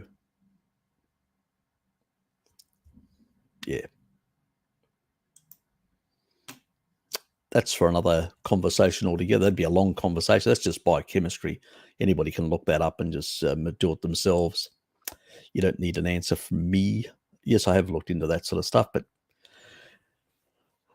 look, let me put it this way. Genetics plays a role as well. Any major concerns with plastic water bottles for low deuterium hydration as opposed to glass? You're not going to get anything in glass. Zilch, nada, anywhere. Nobody produces it in glass. It'd be too heavy. It's bad enough that 1.5 or half a litre in every single one of those is heavy enough to basically make the cost of transporting it from one part of the world to the other expensive. So I don't think they're going to be putting it into bottles anytime soon. I usually recommend to people that at a minimum to take 2 grams of choline to methylate excess xenoestrogens out of their body. Now, we will get, remember, we live in an environment where there's cars driving past with all the particulates going into our body. There's a lot of contaminants that are driving xenoestrogens, that are driving a lot of these sort of things in our bodies. So, and if people don't have good choline status or not eating enough choline-rich foods, they can struggle dealing with these things. So it's a good idea if you're using a lot of plastics and stuff like that. Try and minimize most of the plastics in your life. I use containers which are glass-based containers. I use ceramics. I use glass. I use stainless steel. That's what I use to minimize the amount of contact with something with plastic. Now, obviously, getting deuterium depleted water is not a requirement for every person. Unless you've got a health requirement, you've got mitochondrial damage, cancer, some health issue, you do not need deuterium depleted water. Just eat more fat. And you will get, over time, a certain level of deuterium depletion in your body because you'll displace any deuterium content over time. And you will, because you exchange, look, when your body actually takes in a chylomicron from the gut wall, every 10 minutes, just leaving and running around the body, passing off energy, it does go back to the adipose tissue as well to drop off some stuff. It changes the composition of the fat cells over time. So you will, over time, lower your deuterium threshold as long as you're on a species-appropriate diet and eating sufficient fat, one-to-one between fat and protein. But we use deuterium depletion, which is an expensive method, but we use it specifically for one purpose. And we use it to deal with people that have got really major health problems like cancer, where they've got severe mitochondrial damage. And that can happen. There are certain exposures to chemicals and other things that people can actually have as well. It's not only cancer, that can actually cause mitochondrial damage as well. There's a lot of things that can cause mitochondrial damage, and people can have a lot of energy related issues. So this is one way of lowering the deuterium level, and then using melatonin, good sleep, blue blocking glasses at night, plus your taurine to reduce cortisol in the evenings and amplify melatonin in order to get better sleep and better healing of your mitochondria. And over time, that is a better and cheaper strategy. And you don't even have to concern yourself about plastic bottles. So I do not buy deuterium depleted water, but I do recommend it to people that have got cancer and other conditions. So I'm recommending it to people who have got actual reasons for it. The majority of us just need to eat more fat, animal fats that are low in deuterium. And more piggy. There's nothing like piggy. Lovely stuff. And if anybody says anything about piggy, that's hate speech on this channel. They should know they will be courted. They will be tied up. They'll be whipped profusely. Actually, I'll contact Ted and get him to come over and do the job for me. He loves that stuff. That is very mischievous. He is. And apparently the bald man actually loves that sort of stuff as well. But anyway, we won't go into those details. He's not here. I wish he was here so I could bag him a bit more, because usually when he is, I don't like doing it behind his back, but when he's here, I'll give him a good serving. You're an animal. Oh, God, how are you, my dear friend? Yes. I suspect you've probably left me a few interesting comments further down, a bit facetious and a bit tongue-in-cheek.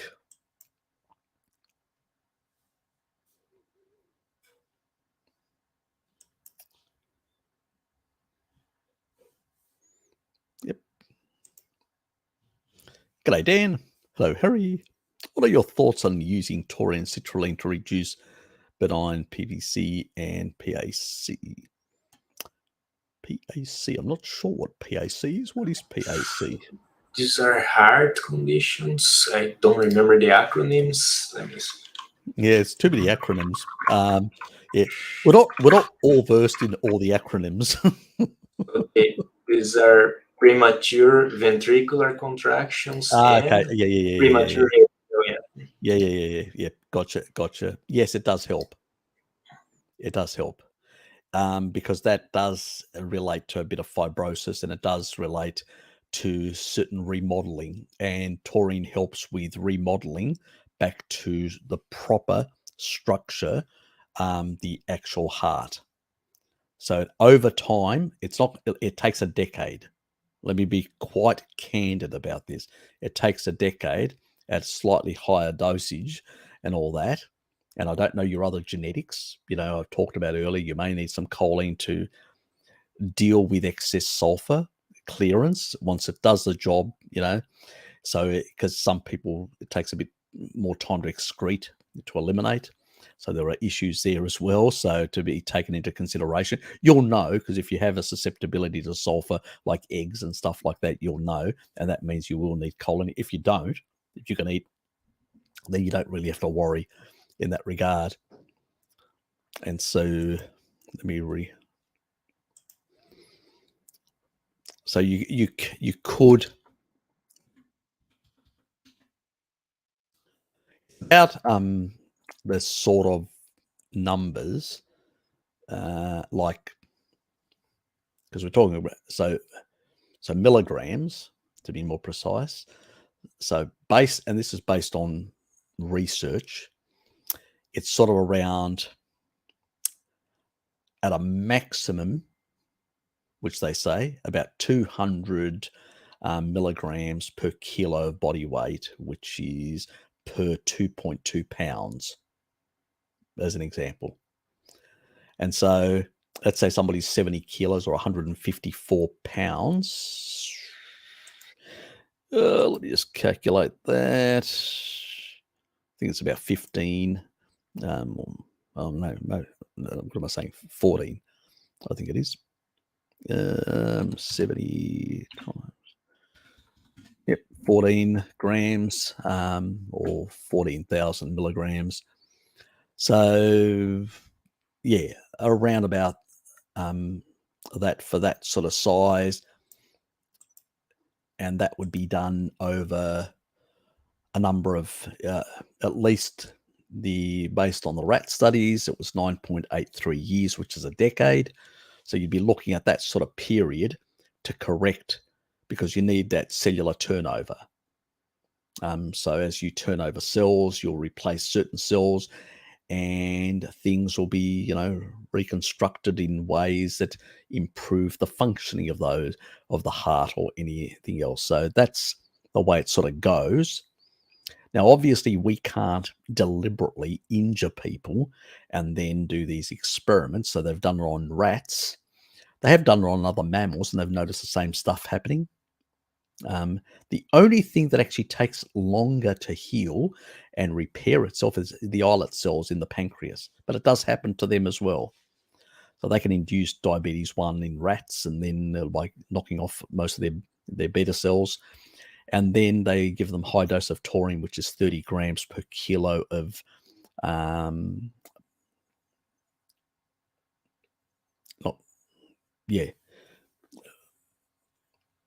which is equivalent to us humans of 30 grams per kilo.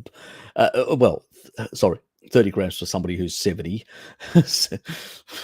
kilos, approximately or over. I'm confusing myself now. Per them. And it's about, for them, it's nearly close to half a gram or whatever but what is it? It's for half. It's about, from memory now, what were they giving them doses? The rat was getting about 180 milligrams. I can't remember which rat it is, what exactly size it is.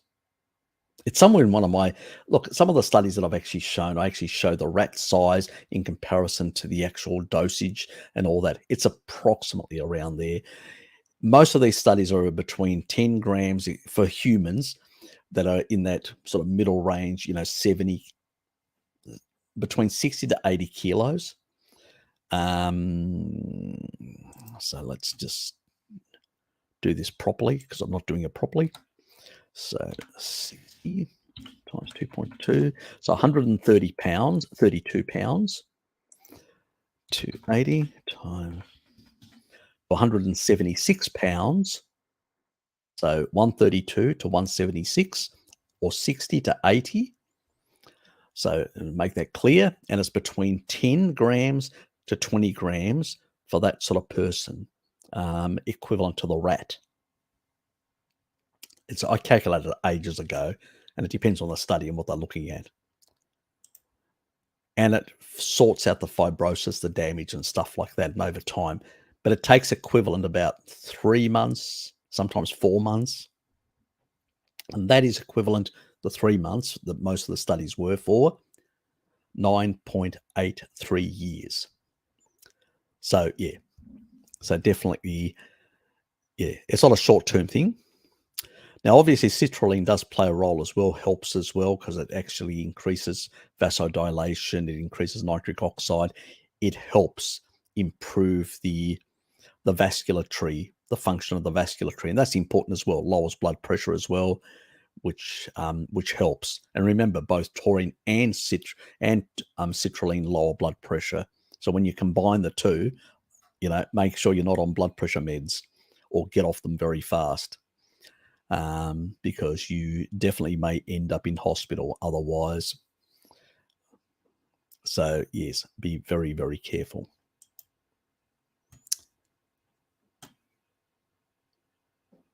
Yes, he's a fabulous, fabulous name.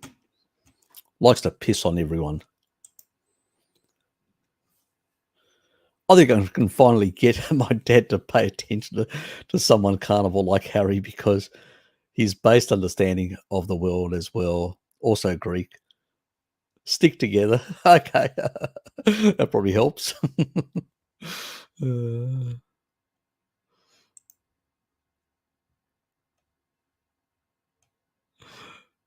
That's saying, hi friend. Yassas file.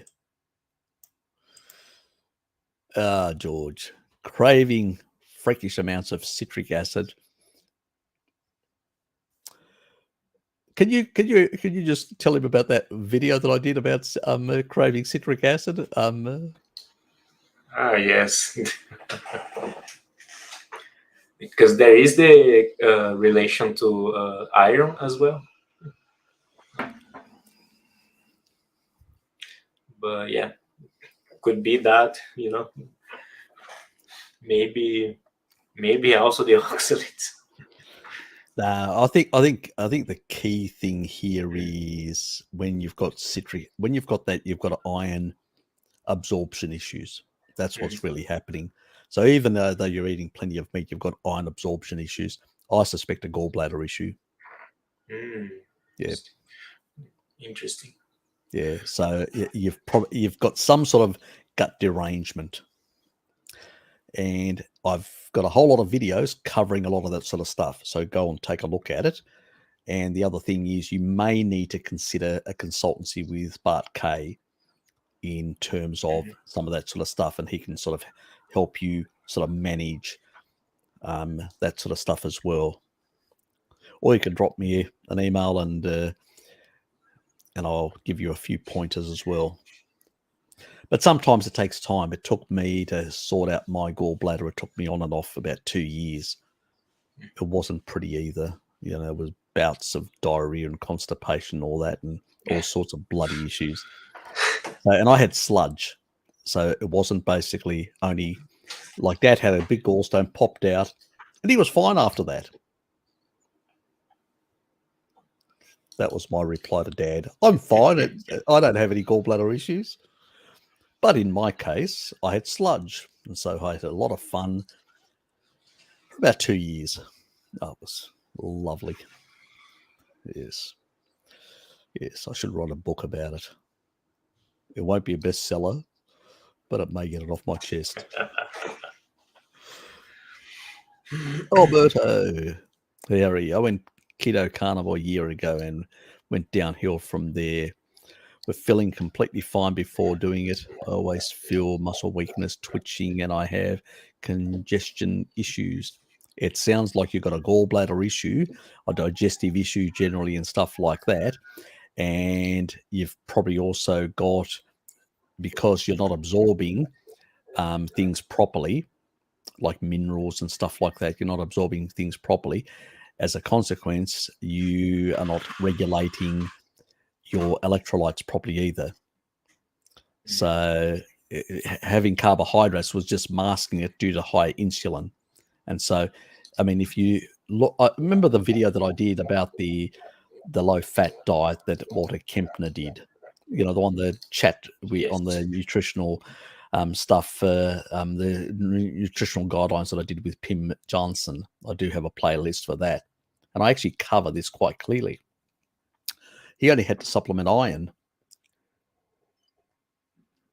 And he pretty much told people, do not at all, under any circumstances, take any electrolytes. Because of the higher slight insulin, you're actually retaining, and you actually, if you take sodium, potassium, anything like that, you're probably going to cause derangements. You don't need to, because the insulin, and this is another reason why we talk about one big bolus of food a day, like Bart does, because that's what tribal people did. They killed an animal, they dragged it back, they cooked it, and then feasted on it. So they're eating excessive amounts of, amino acids that have got an anabolic effect, and that anabolic effect is also causing insulin signaling. So what is it doing? It's actually holding on to ions at the kidney level and telling because remember, if you fast for it takes something like 24 hours, over 24 hours to fast and that's when you notice protein sparing starts happening.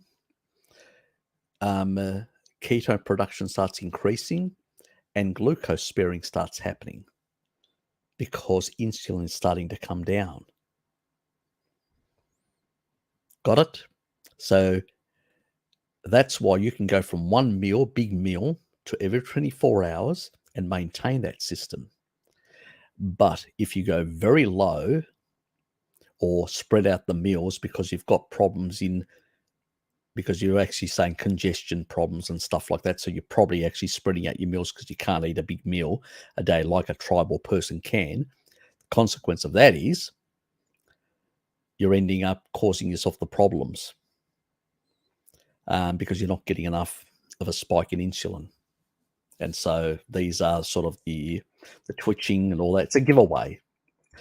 You can biohack that slightly with spreading out, rather than your meals as much, but spreading out the taurine in between.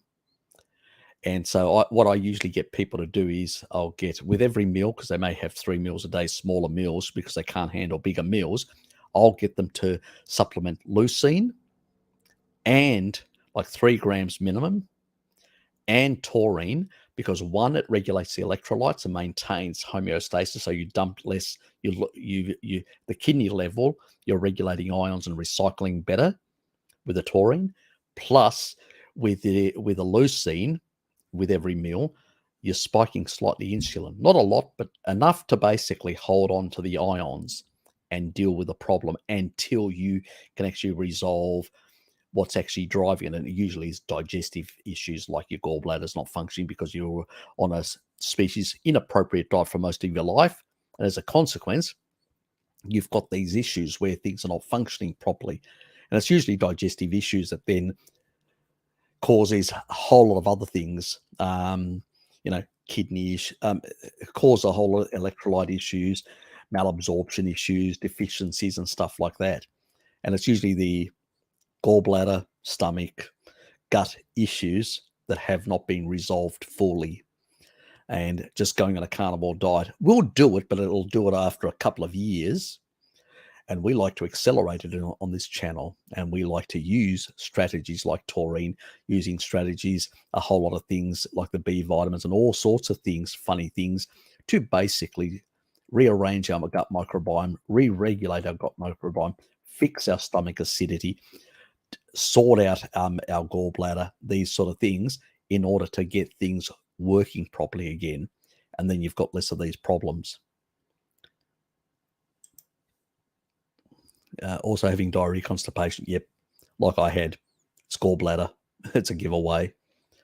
That's an easy one. Yeah, you've got to be consistent with salt and taurine. Not on, off, consistent.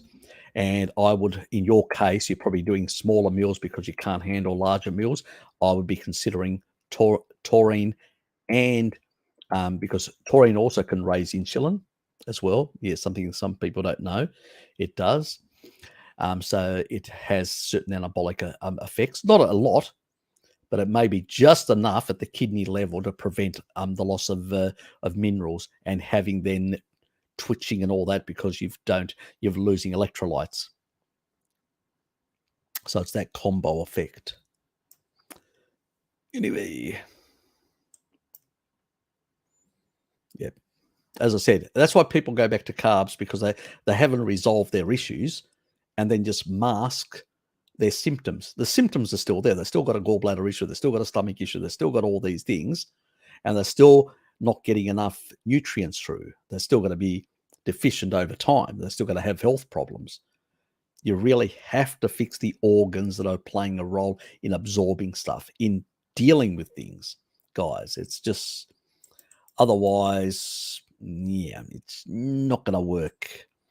You can try or whatever. Let's just not going to. Shelley's in the house. G'day, Shelley.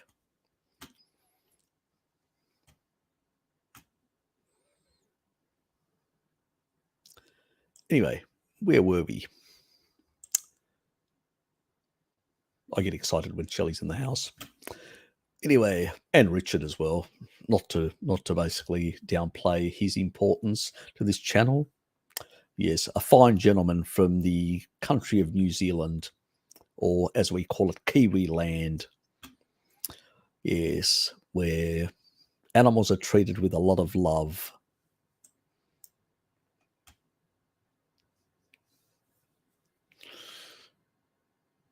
At home, water ionizer, a good source of deuterium-depleted water? No. Where do people come up with these ideas? Wrong channel.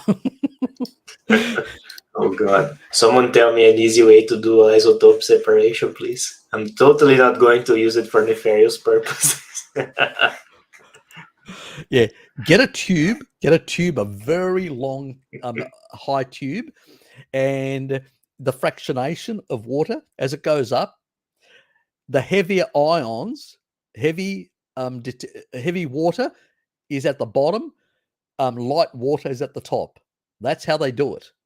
And they actually they heat it up, and so the lighter water will have lower deuterium, will be further up. That's where you get the, what is it called, the 25 ppm, the 50 ppm, the 85 ppm at different. It's a bit like a distiller. It's a bit like a refinery at different heights, at different temperatures. You're getting different types of petrochemical products where you're getting different levels of ppm of deuterium. Yeah, same approach. Mm-hmm. Yes, that's what do they call it? Lateral thinking. Somebody came up with that idea. Smart fellow.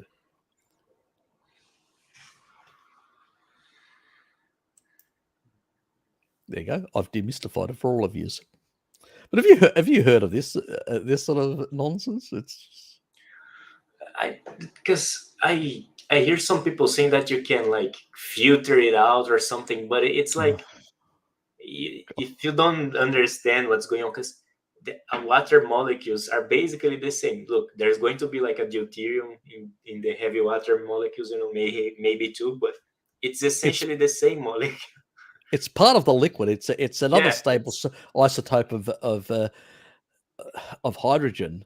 It's just basically slightly different, but it's got a neutron in there. Yep. It's like saying I'm going to separate part of the fluid from the other part of the fluid. How do you do that? Yeah. It's just, I mean, the only way that they've actually thought about is they know that gravity, through this sort of approach, can actually affect where the amount of, these heavy water can actually end up in low. And, even the high deuterium water at the bottom, they actually sell that because that's actually used for pharmaceuticals. Yes. So you can actually, it's a product. The whole thing is a product for depending on for purposes. Those deuterated pharmaceuticals, they last longer. They have higher half-lives. Yeah. They're more stable.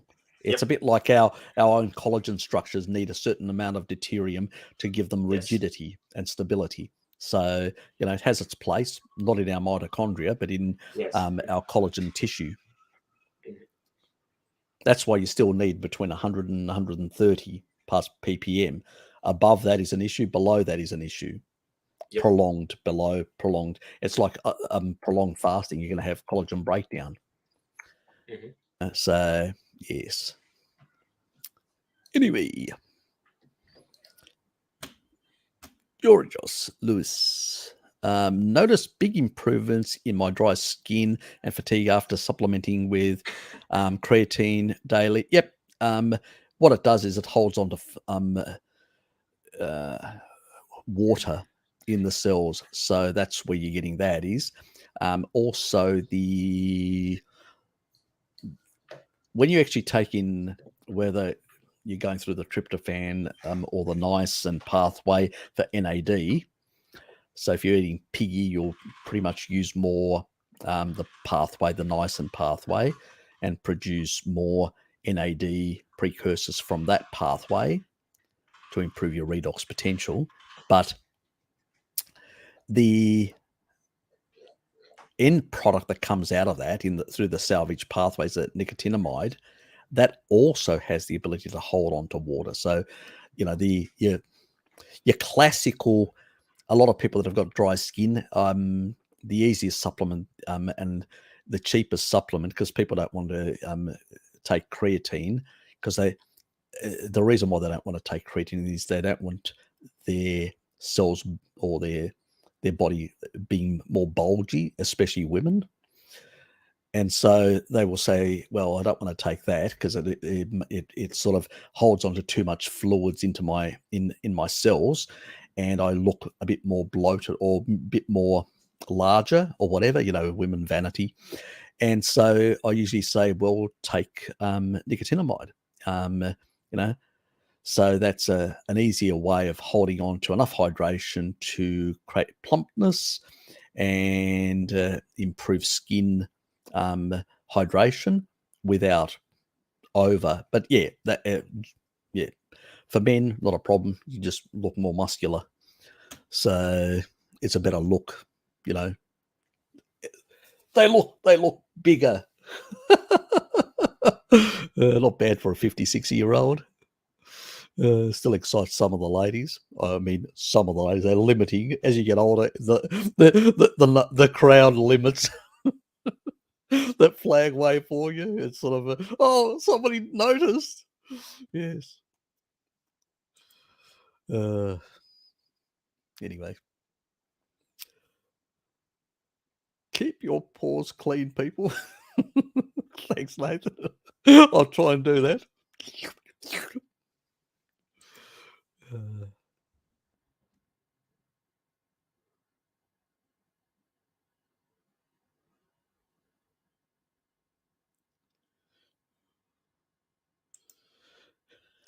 Anyway, we know what you meant. Just a comment with your suggestion on eggs and taurine. I'm currently healing a torn ACL without surgery. I asked you a question about ligaments healing some months ago when I found out it was torn. Now, I think I can't remember what I actually said, but I probably would have said that you need to get it assessed and find out exactly how bad it is and stuff like that. If like it's severe, it may need surgery. It may need. I'm not. It's not for me.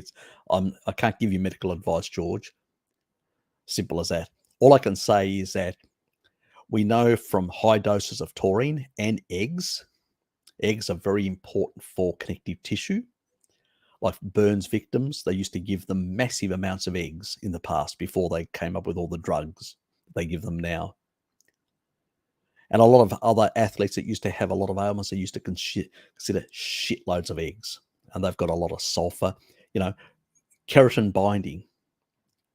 Sulfur is required for keratin binding, which is an important part of collagen structures. So, but as I said, there are no guarantees on the severity of stuff like that. Depending on the level, certain things can heal, other things can create initially a lot of fibrosis and stiffness. Now that doesn't mean it's necessarily, that's like the body stabilizing, saying, I can't fix this completely, but I'm going to stabilize it by creating a lot of fibrosis around it and stabilizing it. Now, over time, like over a decade, now you probably don't want to hear that answer, over a decade, then the body can slowly clear up that fibrosis and has the potential of healing it and improving that. But as I said, depending on the severity and all that, you may have to opt for a surgical option. You may, So, look, even tribal people, we will find certain injuries and a certain fibrosis will happen. Fibrosis is a method of stabilizing, using collagen fibers to basically stabilize that area so there is less movement of that part. So it does impede your lifestyle to some extent, but also protects you from further injury and more damage. So, the body's not is good, but it's traditionally most people would have been on a species appropriate diet and would have sustained small, minor injuries. We now have not been on a species appropriate diet for decades. We've got weaker ligaments, weaker muscles, weaker bones. So when they do get damaged, sometimes, the diet's not going to fix it. If you've got minor damage like our ancestors would have had, you can actually fix it. But even sometimes some of our ancestors may have fallen off a cliff or whatever else, had major damage, and then they used to die. So there is a place for surgery, is what I'm saying. But that's a difficult thing. As I said, I think I said back then, I cannot give you a recommendation because I'm not a medical doctor. All I can tell you is what I know from the research. But if that doesn't really work out for you, you may have to consider another option. So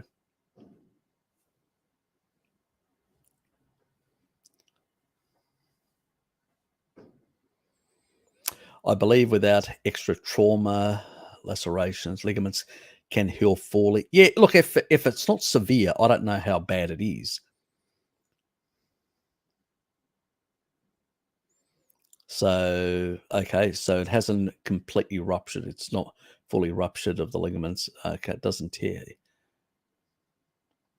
Yeah, look, I don't know about your circumstance. I'm not your physician to basically comment, but if, give it a try, see how you go.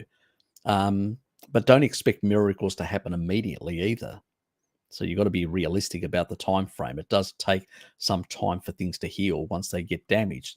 Even after surgery, you're still basically going to be struggling for months or a couple of years before things start healing better. Yeah, well, yeah, look, as I said, George, I can't give you medical advice. You need to basically look into all the options that exist, So I'm very careful, just for the sake of my channel. These are things like skeletal stuff is not something that I specialize in. Okay.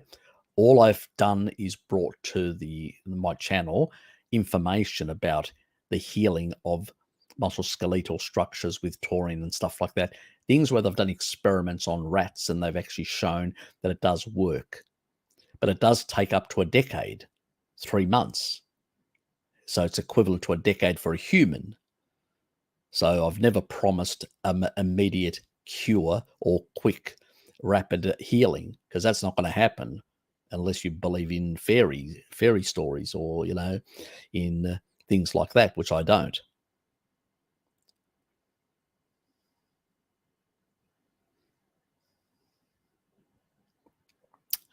Yeah, look, I would say that you're going to get good healing from eggs and taurine. You're going to definitely on a species appropriate diet, because our bodies are made of cholesterol, fat, and proteins. But the level of healing and the length of time and stuff like that, I can't determine anything of that. I'm. So, and as Shelley did mention about stem cells, that's another option. Stem cells like cerule, things like that have also been shown to improve healing more rapidly in that regard. So that's another option to look in, but it's an expensive option. Just keep that in mind. So maybe you can do a special deal with Bart. You can have a chat with him. I'd have a chat with him. Thanks, Shelley, for sort of bringing it to my attention in a sense. Yeah, have a chat with Bart and see, whether...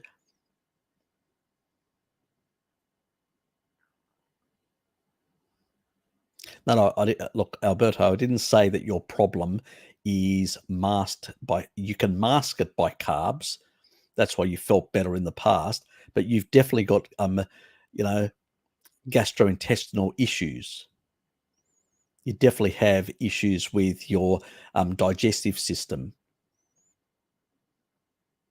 So you need somebody to either coach you through that or drop me a line and actually ask me, give me a bit of a background and stuff like that, because that's definitely an electrolyte issue, and different people, because of our genetics, respond differently.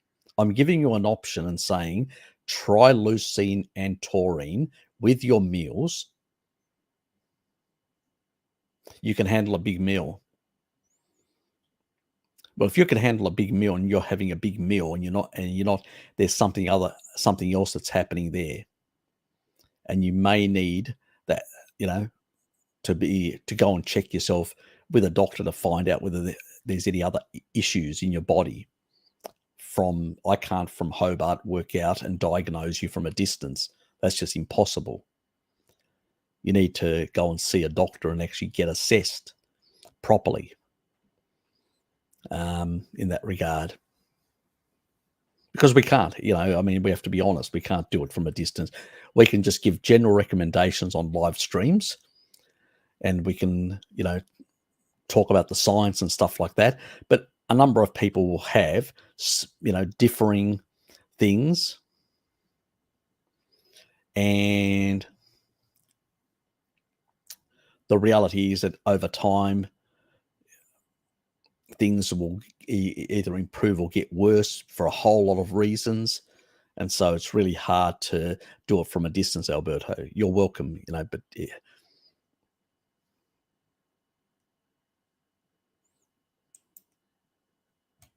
Yeah, but do go and get yourself checked out and see whether there's any, do some blood works, do some scans, and try and see whether you can get at the bottom of this.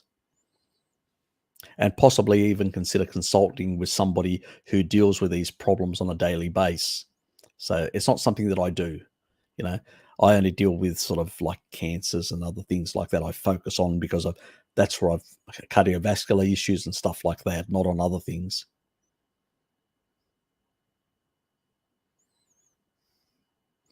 Oh, that's okay, Shelley. I didn't misread. I know you were talking about some other completely other thing, but you actually then brought it to my attention and reminded me about cerule.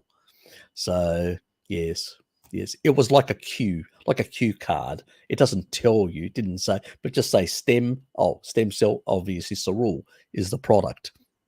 So it's a cue card. Just consider it as a cue card.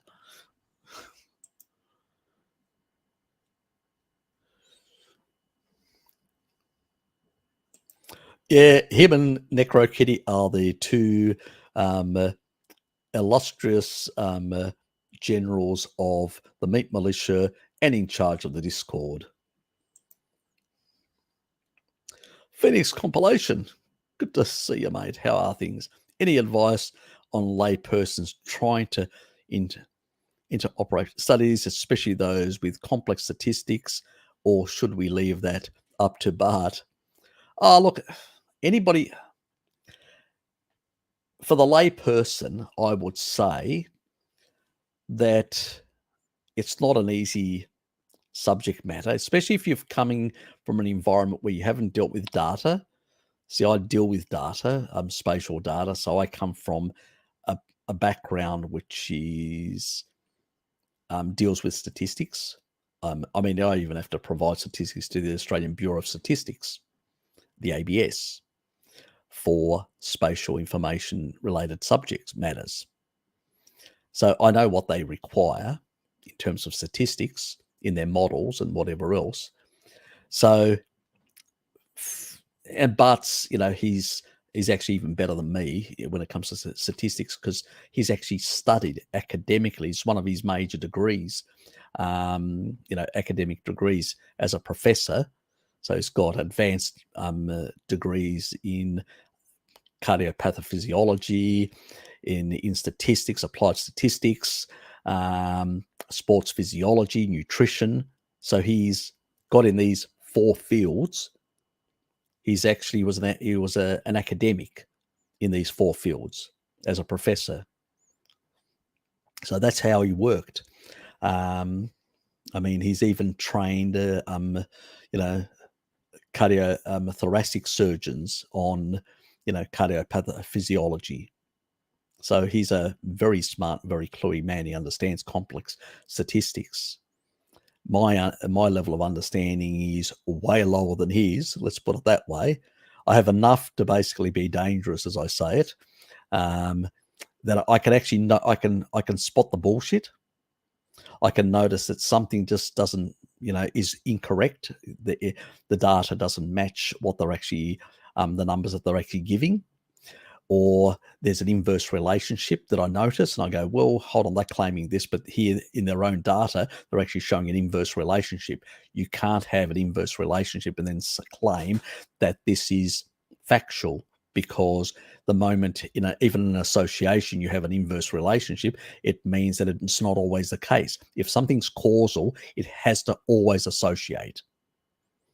So that blows that whole thing. And that's not even considering the low level of association, which is below even important statistical levels of an odds ratio of a 2 or 3, because most of these studies are below that. So when I look, I always say to people that are novice, this is the thing that I actually say to people that are novice on statistics. If the odds ratio, the risk ratio claimed by the academic is lower than 6, ignore it. Because even most academics say it has to be between 6 or 10 or over. Now they argue, there's an argument on associated studies, because they can only infer causality, they can't prove causality. Only experiments can do that.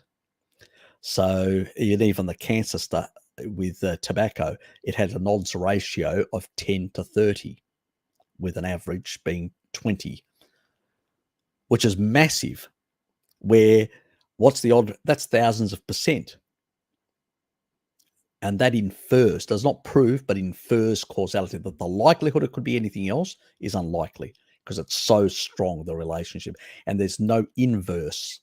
There's no other studies showing where a population can smoke quite a bit and there's 0 cancer, lung cancer amongst them.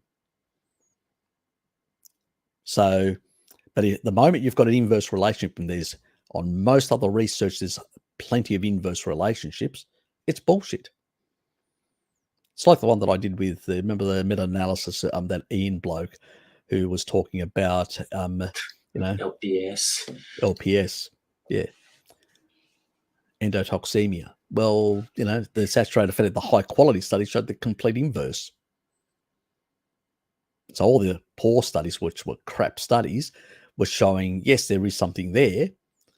But then when we look at the high quality experimental study, it showed the complete opposite. And I'd go on that rather than on the bullshit studies. But even if it was a poorer study and it showed an inverse relationship, if something's causal, it should always associate, as Bart says. It should always be associated. The moment it ceases to associate, for whatever, you can't say, oh, for some reason, no. Well, hold on. You've given them that substance, and it's actually not caused them any issues. It's like giving somebody cyanide. You know that every person that gets cyanide, even a small amount of cyanide, they're still going to feel crappy or sick. It's going to have a negative effect on their mitochondria because it's a mitochondrial, it actually can block it, and that's how it kills you. So, there won't be one study in the world that shows an opposite relationship because we know quite clearly from experiments it does kill. Just try it for yourself. No, don't try it. I'm just joking. So when it comes to statistics, when you find inverse relationships, that should immediately send alarm bells to your mind saying, this is nonsense, because it can't be causal if there's no association in this case. That's one thing to look out for the average person. The other thing is to look at the odds ratios. If the odds ratio, the risk ratio, as they call it, is below 2, completely ignore it. If it's like close to 6 or whatever, there may be something there, but there may not be. There may be another confounding variable we don't know unless you do an experiment. But when it comes to meat and all that, the odds ratios are like 1 point, even for processed meat, 1.21, 1.21. That's 21%. And I think I saw only one study, which was done by a Vagoon academic, and it was like 1.37 for processed meat. That's 37%.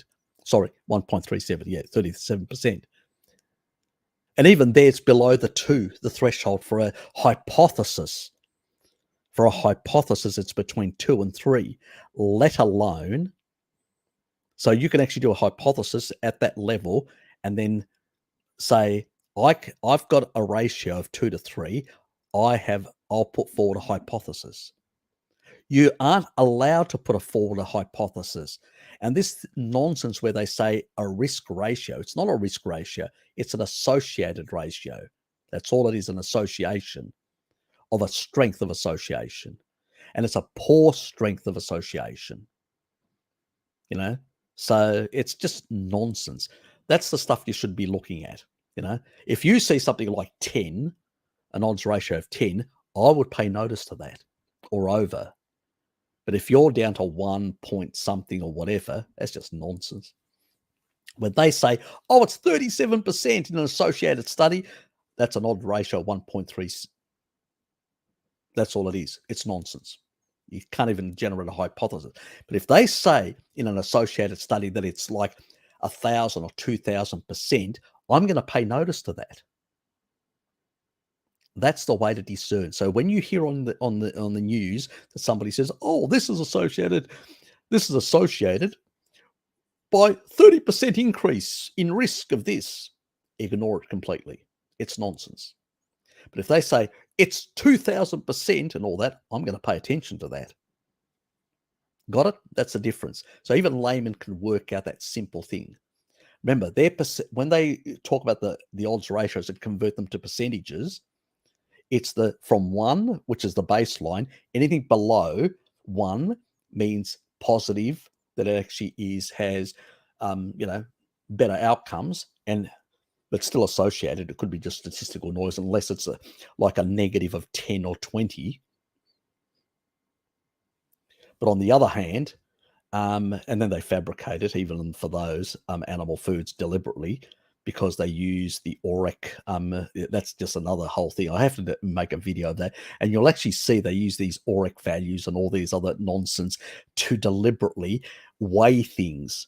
So they are already fabricating where things are, because I'll just give you a bit of a teaser.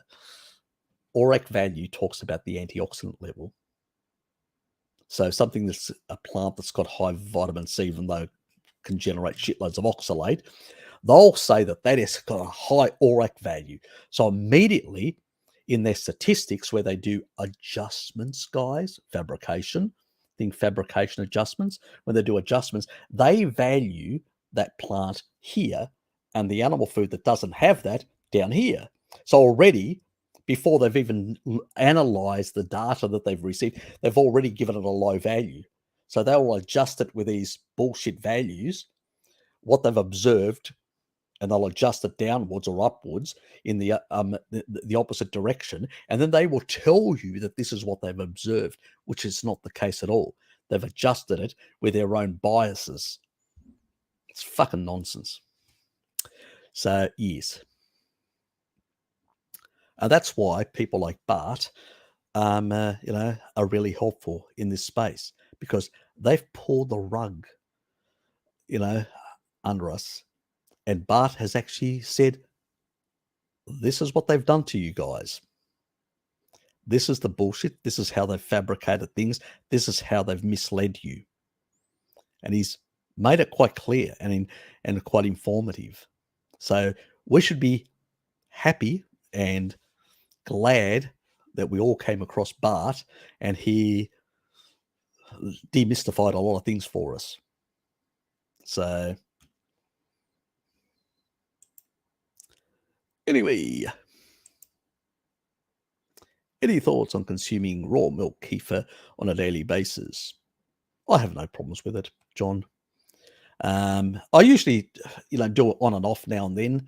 Kefir, I don't do it constantly. I probably do it once a year for a couple of months, 3 months, and then, it's more out of laziness.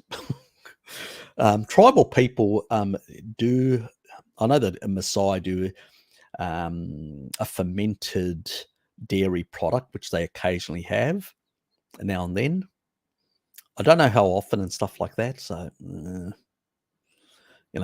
so yeah, I can't really comment about that. It's probably something that I didn't ask Mary to elaborate, because I did ask her in my videos about details, because I like details, but it's something that I did not ask. So I only have it from anecdotes of my own that I've done that, and my brother Sean and Kim that actually did something similar.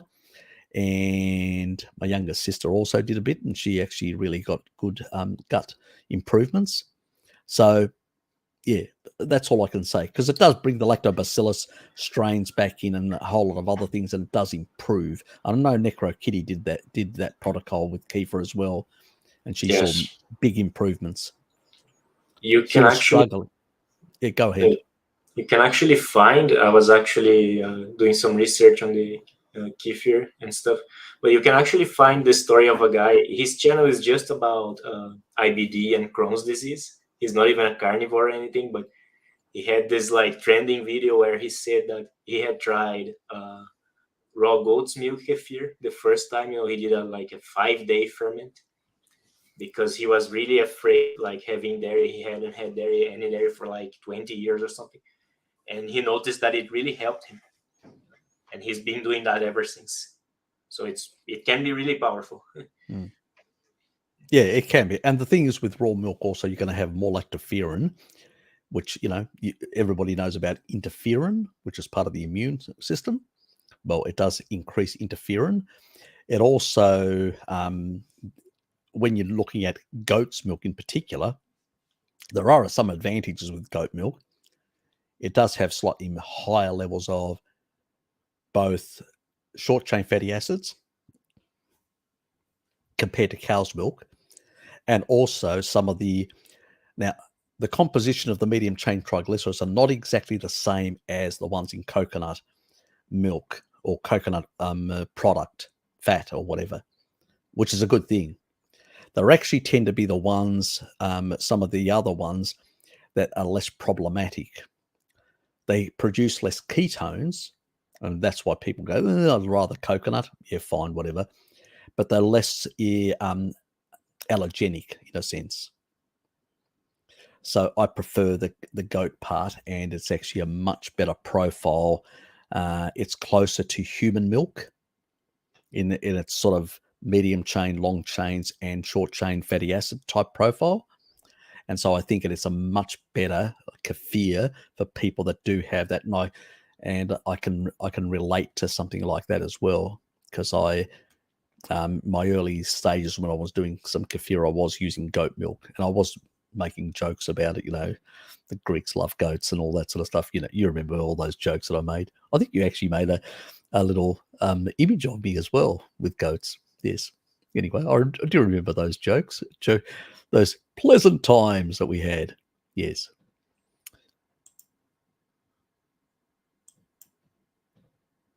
Got on behind. Oh, shit, I have to speed up. God. We're half an hour away from the end of this live stream. So anyway, I better start moving through a bit more rapidly. I'm being a bit too casual today, as usual. It is a weekend for me, so I've had a long. Have you ever eaten high meat? Yes, I have. And can I find on the net any thoughts? Fermented? Yep, I have no problems. I also like cured meats as well, like raw cured meats and smoked. I love smoked bacon. Oh, anyway. Yes, I actually bought some smoked bacon yesterday. Nitrate-free smoked bacon from the Signet. It's down south, down this way. Butchers who produce it. Anyway, love the stuff. And I also buy I'll buy meat and I'll cut it thin and dry it out. So it'll be raw, dried. I love that stuff as well. It's like crispy, crispy, but it's not. Yeah, I have to say I like that. Beef tartare now and then. Probably haven't had beef tartare. God, I can't even remember the last time I had beef tartare. It was a while ago. But, egg yolks and stuff like that. I actually did, on the last week, I actually did something that I really enjoyed. I beat 6 eggs. And so, normally 6 eggs, you do like scrambled eggs. And I said, no, I'm going to try something different and all that. I got some cheese, which is the Gouda cheese, and grated it. And then I got a bit of Parmesan, grated a bit of that. And then I got the other one, what's the Danish one? The one I'm trying to talk about. It's the one that comes out of Denmark. I can't remember it. Anyway, it comes in slices and all sorts of things. But anyway, I got a block of that, so I grated that as well. So it's smaller bits, not a lot of cheese, not excessive amount of cheese. And then I also put a handful, not a lot either, of pork crackle, of pork rind type things in that. Mixed it all up and actually scrambled it. God, it was nice. Salt and pepper. That was nice. Actually, it was really nice. And because of the pork rind in it as well, it was crunchy. So it was sort of like, I don't know, it would be the equivalent of like, those Doritos, which have got things like that, which are crunchy Doritos. So the pork rinds were acting as that sort of crunchy Dorito thing. And it was just like you'd have a junk food with a lot of cheese in it, cheesy junk food. Plus with the eggs binding it all together. It was damn nice. It was really nice. So what an interesting recipe. I know. Yeah, I guess it's probably my dad coming out in me, because Dad always used to experiment. do all these experimental dishes and stuff like that. Used to drive mum crazy. What are you doing there? What sort of nonsense are you cooking up this time? Yeah, I have to say Dad wasn't completely traditional in some regards. So he liked experimenting and trying new things and combinations. Most of the time they actually turned out quite well. So a couple of times when it was, yeah, you sat there and say, "Oh, is Dad gone? Let me get rid of this." But that was a very rare case that would happen.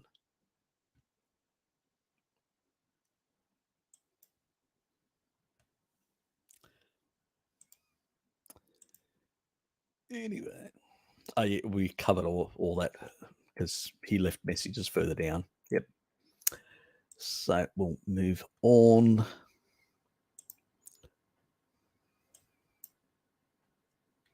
Zach, good to see you, mate. Good to see you.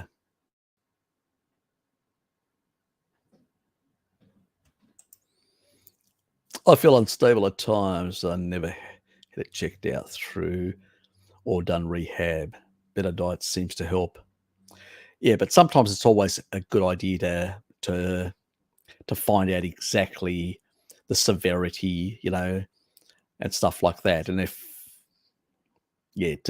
to check these things out, because at least when you've got an idea of what the problem is, then you can come to somebody like me or Bart or whatever and give you some ideas of some of the approaches you can do. Now, we're not going to, you need to, and everybody needs to be realistic. We're not going to provide solutions where magically there's no magic pill. You can actually resolve years of damage or whatever. But what we can do is provide you with some approach to help reduce the fibrosis and increase the healing.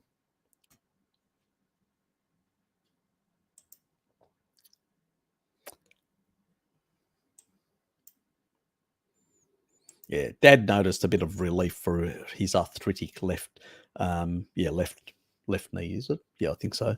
So I was trying to remember.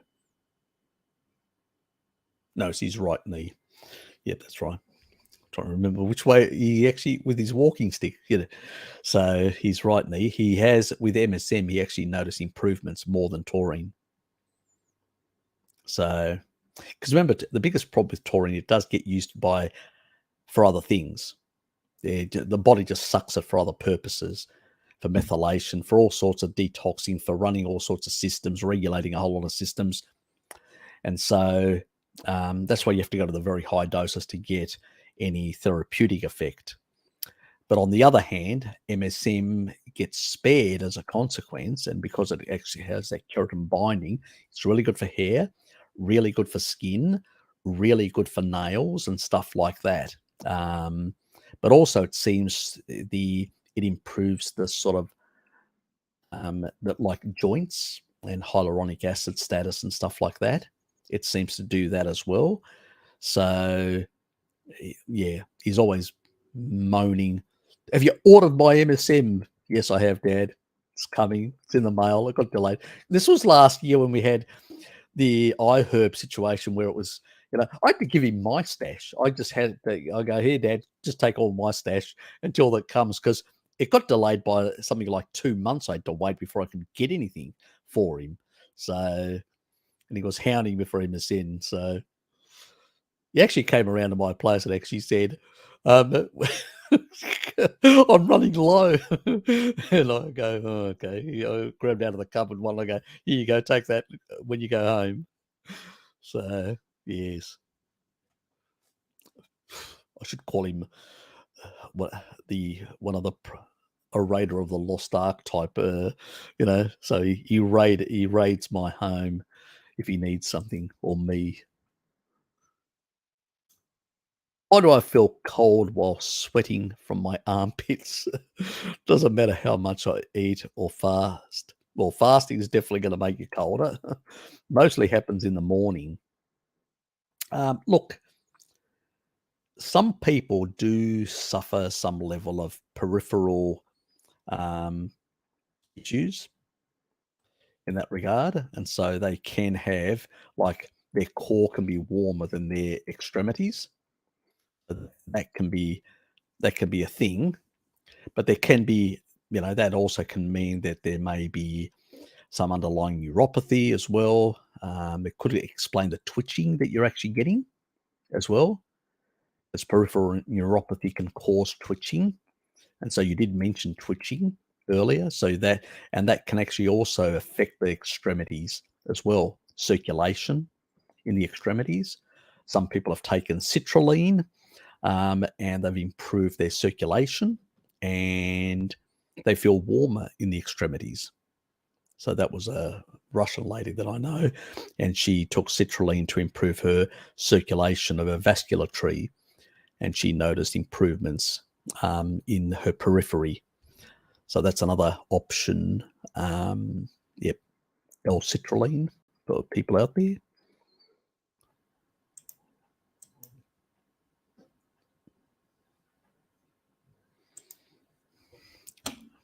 How are you, Bob? Yes, there can be things like previous injuries. There's a lot of things. That's true.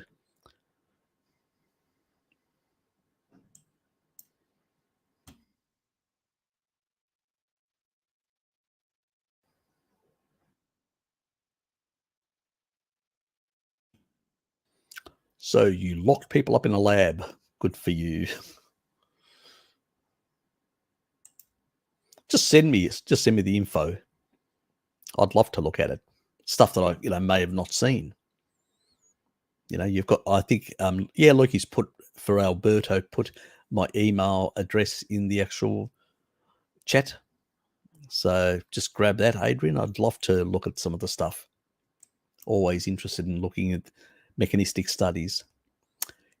I mean, they are reductionist, but they can give you insights of how certain subsystems of the body work and some insights.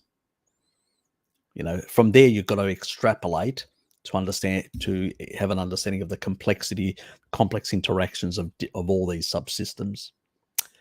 Any significant nutritional differences? Well done to Rare. That's for another video. Yes, I will be doing a video on raw versus cooked meat, and I will be covering that. So I don't want to give too much away here, because I tend to have a tendency of doing sometimes. But that is a video coming at sometime this month. I should have it out, and I will cover that profusely, and I'll be covering eggs, meat, a number of things, not just meat. So we'll be looking at a whole lot of different foods. I've already covered the fatty acid profile of cooking meat. That's in my PUFA videos. If you go, there's a PUFA playlist. I cover all the cooking and the effects in relation to cooking on fatty acids. And once you've seen that, you won't worry too much about those sort of things anymore. Small chatter about people's legs and whatever. What's something new that I'm researching? Well, that would be giving away too many secrets, wouldn't it, Bob? That'd be giving away too many secrets. Magician just doesn't reveal his secrets. Exactly. Precisely, that is exactly it. But I have been looking at some quantum biology like proton tunneling, but I won't go into it because there is a cancer side to that angle as well. Yes. But anyway, that's more on that. I was going to actually, because with Sarah, I had that thing, and I actually privately, after the video she recorded me, I had a bit of a conversation with her in regards to that, because she's done a lot of research. Her PhD was in protein folding, and so she's really up to date on that sort of stuff. Unfortunately, she had an appointment, and we couldn't sit there talking more about these sort of subject matters, which would have been nice to go, sort of do some deep dives. But anyway, some other time. I don't know whether she may pop in the live stream, the Eurasian one tonight, maybe. She, not 100%. I offer her a link, and I said, look, if you're free, and you want to pop in even for a short amount of time, she said, yep, she didn't give me a definitive yes or no. So she may just pop in.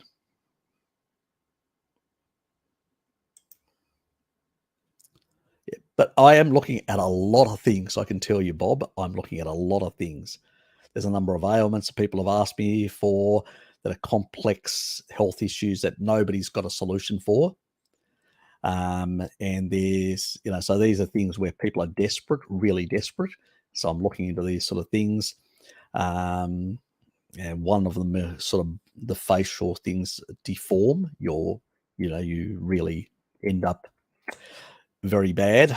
I'm not going to say like Elephant Man, but there are a lot of things like that, extreme things that people have asked me, and I'm doing some research, heavy research into those areas to try and understand the pathways and how options and solutions for these people, even if they're partial, anything's better than nothing. So I do have a tendency of researching extreme cases in that regard. I do have one on autism as well, that's coming up as well this month. So I'll be covering something in that area. So yeah, there'll be a few videos covering different subject matters, these sort of areas that most people are not really aware of, or things that people have only got much accepted. Oh, it's genetics, there's no solution for it. All you can do is just basic. Well, that's bullshit. Humans don't genetically alter in one generation to that severe level. Any genetic drift happens very slowly, extremely slowly in complex organisms. Fast things like that to happen, it's because of the diet, it's because of things that we're doing to ourselves. Yeah. Anyway.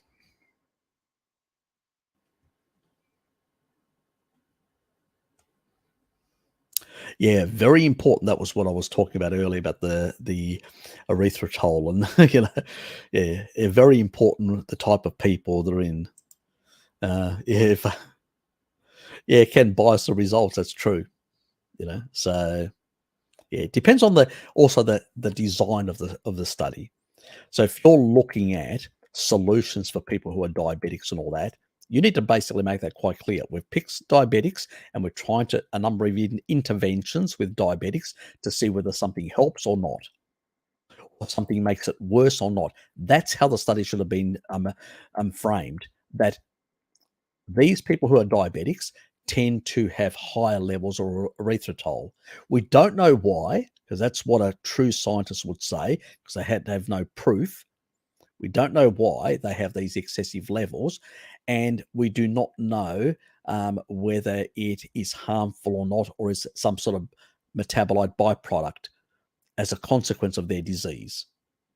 That's how they should have phrased it, but they didn't. They were sensationalists, and sensationalists again to get. It's what it's the old thing that Bart says: publish or perish. It's to get your name in lights. That's not science. And the problem is that in the past, scientists would work in labs for years and maybe publish 2 to 5 studies a whole year in their whole career. Now these people are publishing like nearly 2 or 3 every year. They're just pumping out garbage after garbage. And they think that that is good research. It's not. All they are is egocentric, ass hats who are just on a promotional. They're like advertisers. Look at me, look at me, look at the shit that I can produce. Look, I've realized this, or I've realized an association here, an association there. Really? Who gives a flying toss about an association? It's irrelevant. Unless you can prove causality, it has the value of an association is that 0. Nonsense, useless. Not well over 95% of studies are high quality toilet paper. That's what they are. And it's only some of the mechanistic studies that give us enlighten us about some certain pathways in the body, and then some of the experimental studies that may give us a bit of, maybe that this is driving it or that is driving it, or certain things may elucidate, as they say, which means clarify, make things clearer for us for a certain things. Doesn't prove anything 100%, but it sort of clarifies and clears things up a bit. That's the only thing. Or we can do like, simple compounds, like we can harm an animal and then give it a compound to see what effect it'll have. Like the taurine studies, where it's mechanistic type studies. You do some harm to their cells or to the islet cells, or cause some fibrosis with some sort of intervention, and then you see how long does it take with this molecule to heal. Does it heal or doesn't it heal? Other studies have said it heals. Let's give it a try. They'll give it for 3 months or whatever, and then see what the outcomes are, whether the fibrosis has gone down, whether the healing is improved. And then they can actually say, well, mechanistically, we've demonstrated that this has antifibrotic effects. We don't necessarily know exactly how it's doing it, and they actually are clear about that in mechanistic studies. Sometimes they have no friggin' idea how it's done. They just know it does it. But exactly how it does it in vivo inside an organism, it still hasn't been cleared. Because you've got all these receptor sites, these taut receptors, transporters, and you've taurine transporters, and you've got all these enzymes that are using the stuff and cells that are using the stuff. The problem is you can't measure exactly what cell is using what it's using, like inside, we know in the ribosomes and, and around the endoplasmic reticulum, where there is new proteins that are produced, and then taurine is there to fold things properly. So then things function properly. And if you're deficient in taurine, these things won't fold properly. And we know misfolded proteins are a problem. We see as health problems go up, misfolded proteins go up. It's well established, correlated very tightly. And if you actually increase taurine, it's a dose response, a bit like the tobacco studies or the Bradford Hill criteria, where the dose will change, and you won't get anything inverse. It always follows and tracks with all the Bradford Hill criteria requirements to be fulfilled. That it increases with the amount. So there's no. It covers all the actual the requirements. That it definitely there's a strong inference that it's doing something, and you can actually see it and measure it. You kill the rat, you take its kidney out or whatever, and look at them in comparison to the control, and you notice there's less fibrosis. It's an identical clone, one of the other. Like Bart says, put two humans that are twins on two different things because they're so closely related. Well, rats are also very closely related, and so when you actually do that, you can't do nutritional stuff because they're omnivores, we're carnivores, completely different. So you're not going to get the same outcomes. You still can get Randall cycle activation, and you only have to look at the rats in New York. They're all basically obese. I wonder why they're eating all junk food. Randall cycle activation. That could happen to them as well. But it's just their nutritional requirements are different. But when you put them on a mixed diet and they're consuming too many of mixed, all species will have Randall cycle activation. I mean, what are the HUDs are doing? Seasonally eating tubers and stuff like that. What are they doing? Engaging the Randall cycle, putting on some adipose tissue, because the animals are leaner through the rest of the year. They need some of their own. They can't rely on just the animal foods that they're hunting for sufficient energy. Once you get these things into your head and understand all the nuancing and all the details, how they all work together, it makes sense. But most of these things are, we've got academics, which some of them are so ivory towered they don't even know what the world outside looks like, let alone, they've never lived. wet behind the ears is beyond a joke with some of them, and big egos to boot. What could someone do to speed up the oxalate detoxifying? I can't actually say this, but I can tell you one thing. If you take a couple of weeks off, increase your taurine levels to very high amounts, you and B6 vitamins and stuff, you may get certain improvements in reducing that. Maybe. I don't know. It's that's a hard one to say with certainty. There's so many. Look, I'll stop joking. There's so many because I actually somebody asked me that and I said, "Oh, just get a truckload of taurine, you'll be fine." Shove that down, just shovel it into you together with all these other things, and get a truck full of lemons and all this. So I was being facetious. I was joking, but look, it's going to vary from person to person. Length of time. Some people will get through the detoxifying oxalate quicker. Your genetics play a big role as well. Remember I was talking about how quickly you excrete from where you excrete. So much variability. It's an open-ended question. Answer that one, Bob. So I can't give you something definitive in that regard. But all I can tell you is you can minimize the symptoms by making sure you're getting enough calcium in your diet, you're getting enough citric acid in your diet, and you're getting enough sulfur amino acid in your diet. If you're getting those, you should reduce the symptoms, the severity of the symptoms. That's all I can offer you. Most people, that's all they can offer you. So,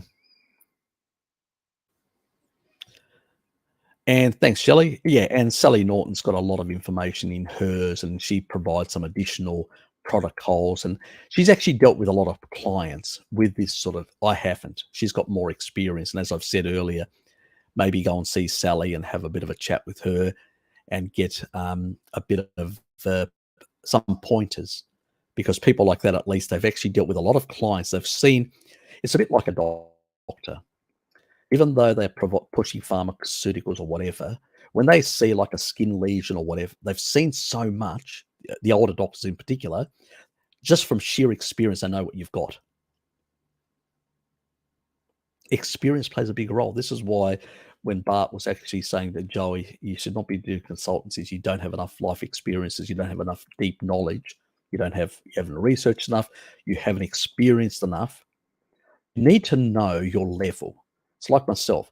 When it comes to oxalates, I've got personal experience, but I don't have deep knowledge and experience in that regard, because, a physician dealing with these sort of conditions on a day-to-day basis is going to have far greater insight than I'm going to have. What I'm doing is I'm bringing the science to the table and saying, this is what the science says, the best science. This is my interpretation of it. And these are the insights. You can take that and utilize some of that information. I'm not arrogant to say, oh, I've got all the solutions for you. That would be bullshit. Truly bullshit. Nobody has. I mean, if we were gods and we had all the perfect information, you know what? None of you guys would have problems and you wouldn't be here. That's a reality. So, at the end of the day, you can use the information that I provide you because I've used it and it worked for me. It took time, but maybe Sally's a bit, cluey and has got a few additional solutions under her belt and can accelerate this and help speed it up better than I can. So, yeah. Yes, it's probably a person that I should approach and try and see if I can get an interview from her, because I'll be the sort of person asking questions where I'm going to delve into very detailed things and maybe be able to pull out so many nuggets of gold compared to what other people that interview do. So yes, I'm going to put that on my list of things to do. Anyway, so we've covered a lot of those sort of things. You've probably heard talk about inflammasome and inflammation and stuff like that. Well, what regulates inflammation and inflammasome? It's taurine. It's the key inflammasome regulator. So what's that in? I wonder. Animal foods. That's why an animal food diet does improve things. So keep that in mind, people, that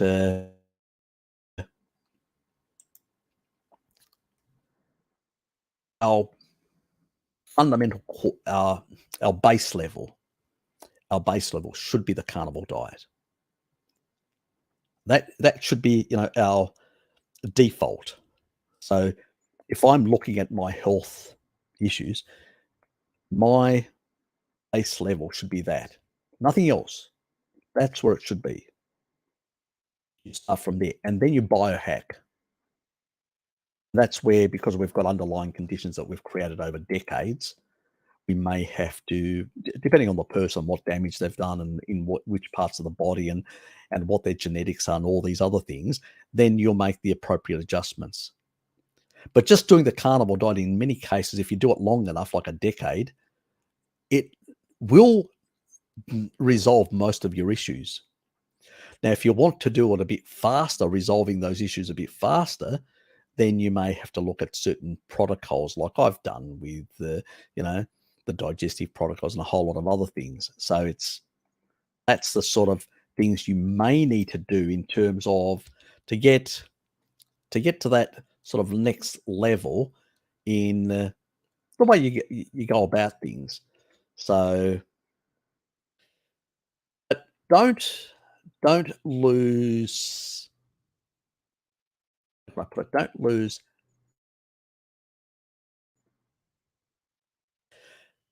Don't give up on compared to the past stuff you did in your life. You've gone from here to over here, and you've noticed massive things. But remember, you've done multiple decades of a lot of damage. You can't expect that damage to just magically disappear. I mean, if you've got mitochondrial insufficiency, you've got too much mitochondrial damage. Well, are you going to be able to detox? Are you going to have enough energy to detox? No. Are you going to have enough energy to fix things? No. So you're behind the 8 ball. You're already in a compromised position. What the carnivore diet has stopped causing any more damage. But it can take a very long time. That's where we bring in the biohacks. Fix this a bit, fix that a bit, correct that, minimize this, shut this off or impede this or inhibit this or that. That's what we do. That's the biohacking part. That's you could say, where people like me, Bart, and others that have a bit more, have got deeper knowledge on these things, have really looked at the research, gone deep dives and understood how a lot of these mechanisms work in the body, and then come up with protocols, come up with approaches. That's the thing that's going to that's going to make that difference. So anyway,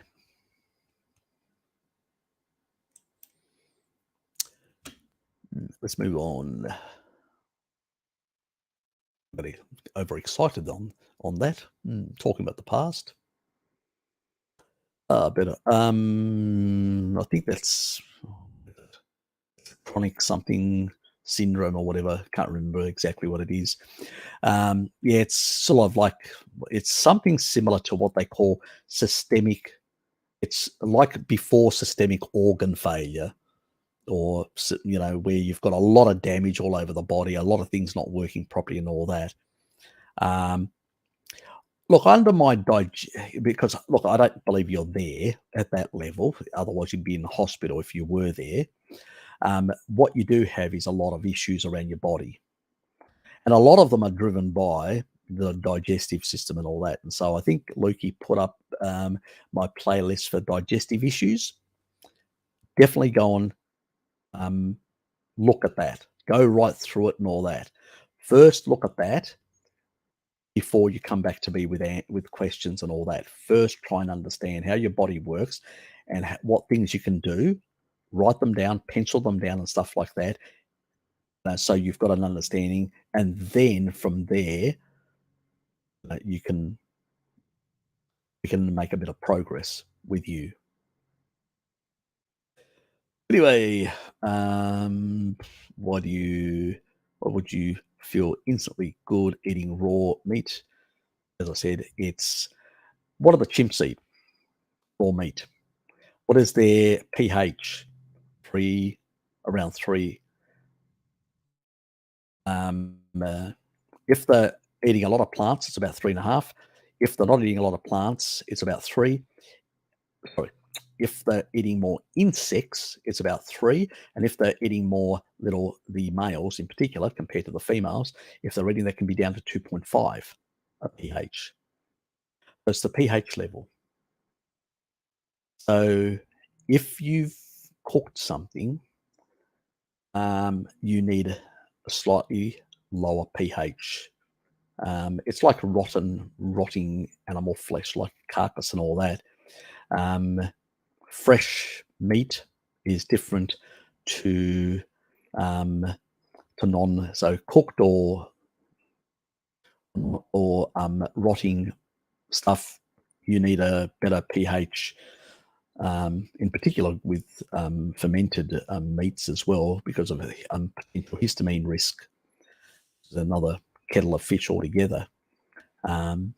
Well, taurine, our dear friend, actually reduces histamine and spermidine, so but that's in one of the videos in the Metabolic that actually improves the gut microbiome, or regulates it to be more precise. So look, when people have come off, our ancestors have been cooking for 1.5 million years, cooked meat, and extract certain types of nutrients. That's for the video that's coming. But people that have got a lot of derangements, especially low stomach acidity, are able to deal with raw meat much easier.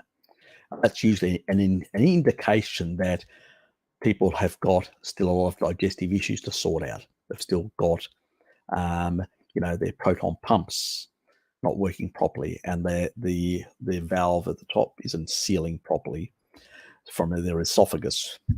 So that pretty much means that they probably burp and have things like that when they eat, and that's usually a giveaway that they've got poor stomach acidity production. And the last thing you want to be doing is taking antacids. It's the complete opposite.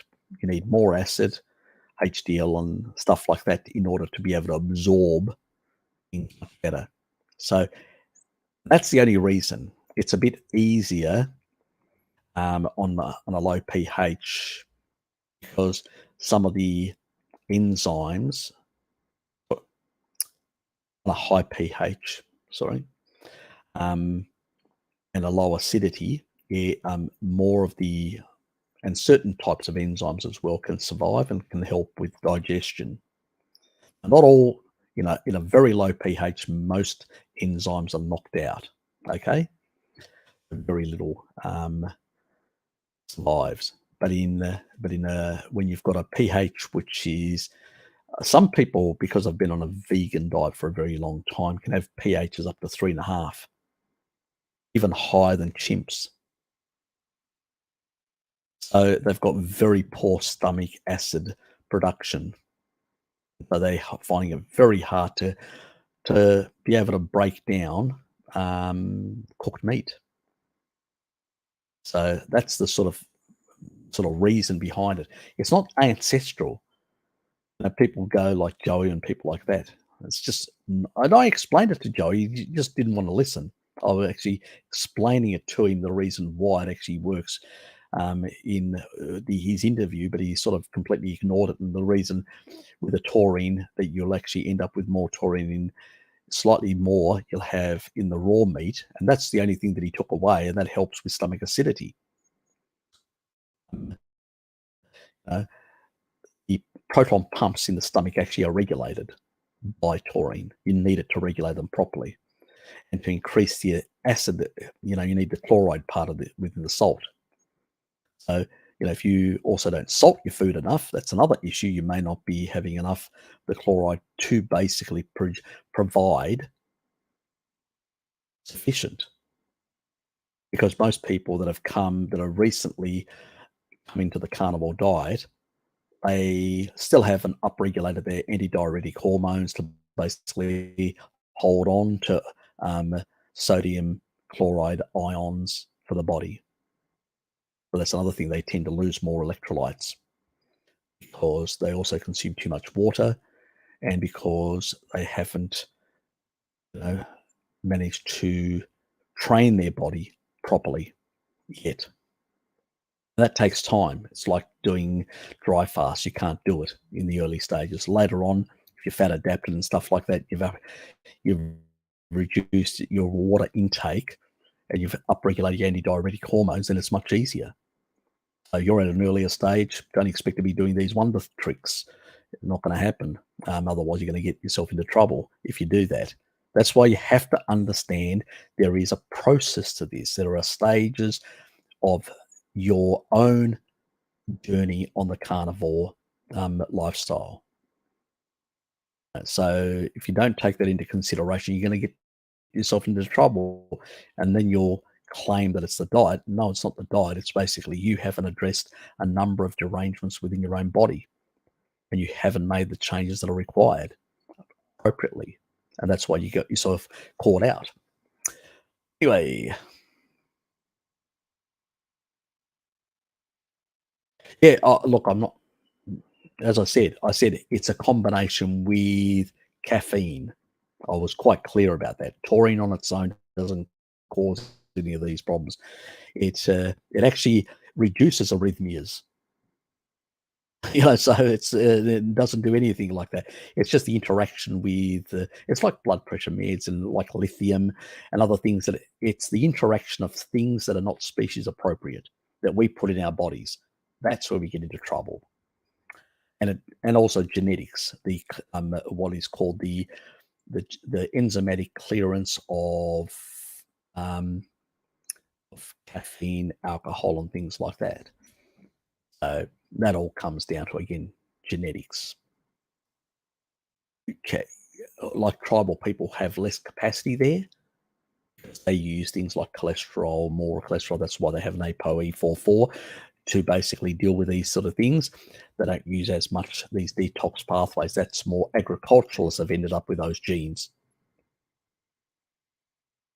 over time. So my ancestors must have been really bad people in the things that they did to actually upregulate these pathways, which now they're calling them longevity genes, which really it isn't. It's just basically if you eat appropriate diet, species appropriate diet, you won't need the use of these genes as much. It's just that you can then get away with some more indiscretions than somebody else because you've got that, because your ancestors were doing a lot of indiscretions. Yes. Funny how we reclassify things in the modern age, ignoring their evolutionary, how they came out evolutionary wise in the last couple of thousand years. Anyway, that's people that have very poor, deep understanding of all these other things.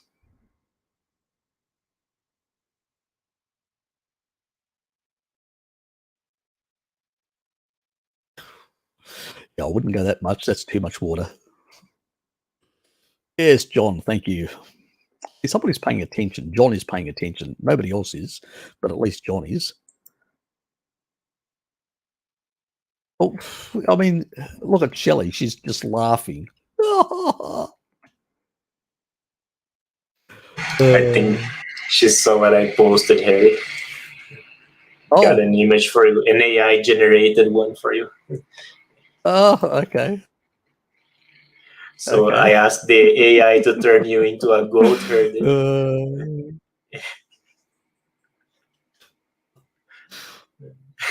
I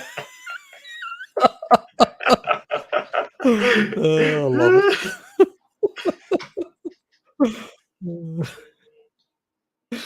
I mean, it had the right idea, but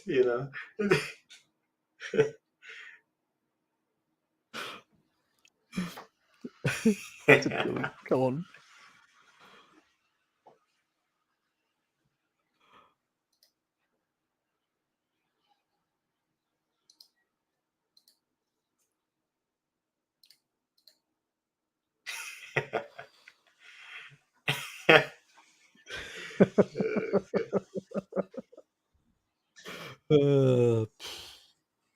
Now that's what I call goats. Something to hang on to. Look, I tried doing it multiple times, and I was like, okay, this is the best one so far. So that's what I look like with a beard on.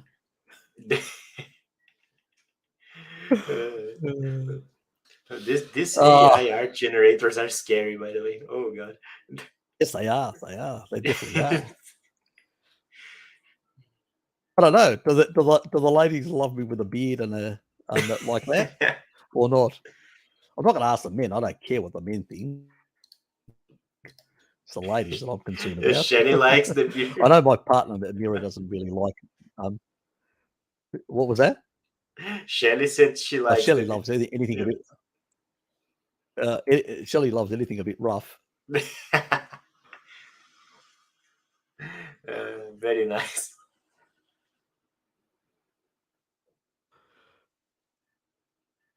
Oops. Ah, yes, good to have you here, mate. Hope you're still hanging around. We'll have to catch up on the Zoom sessions one of these. Each time I miss you. I haven't been on for ages, but I did get on last night. I was talking to Richard and Paul and Lama as well. So a bit of a chat and yes. I just had finished my interview with Sarah. So I had done that just prior to me getting on. I was at home. I wasn't doing anything. I said, bugger it. I'll just get on the Zoom session, see who's there. So that's what I mean. If you're there, you never know. I may just make an appearance.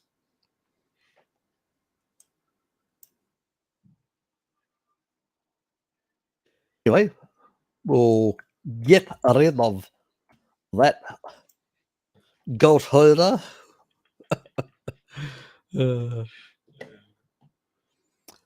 For sleep, and because I go to a big city for university and want to combat the effects of EMF Wi-Fi, if I remember correctly, taurine is, yes, it is a calcium channel blocker, actually, to be more precise, and also make sure that most of the calcium is in the bloodstream, serum calcium, which is important, because if you've got low serum calcium, you can get arrhythmias with your heart and all sorts of things. So most of it has to be in the, and less in the actual cell itself. So yes, it does have that effect. And also blue blocking glasses as well in the evenings. So if Wi-Fi EMF causes damage by calcium, flux can taurine prevent, manage that. Taurine does a lot of that. Now, the whole thing with the EMF and the calcium things, that is a theorized, not proven. It's a theoretical construct by some people, but they haven't actually proven it experimentally. I don't think they will. I think they because if that was the case,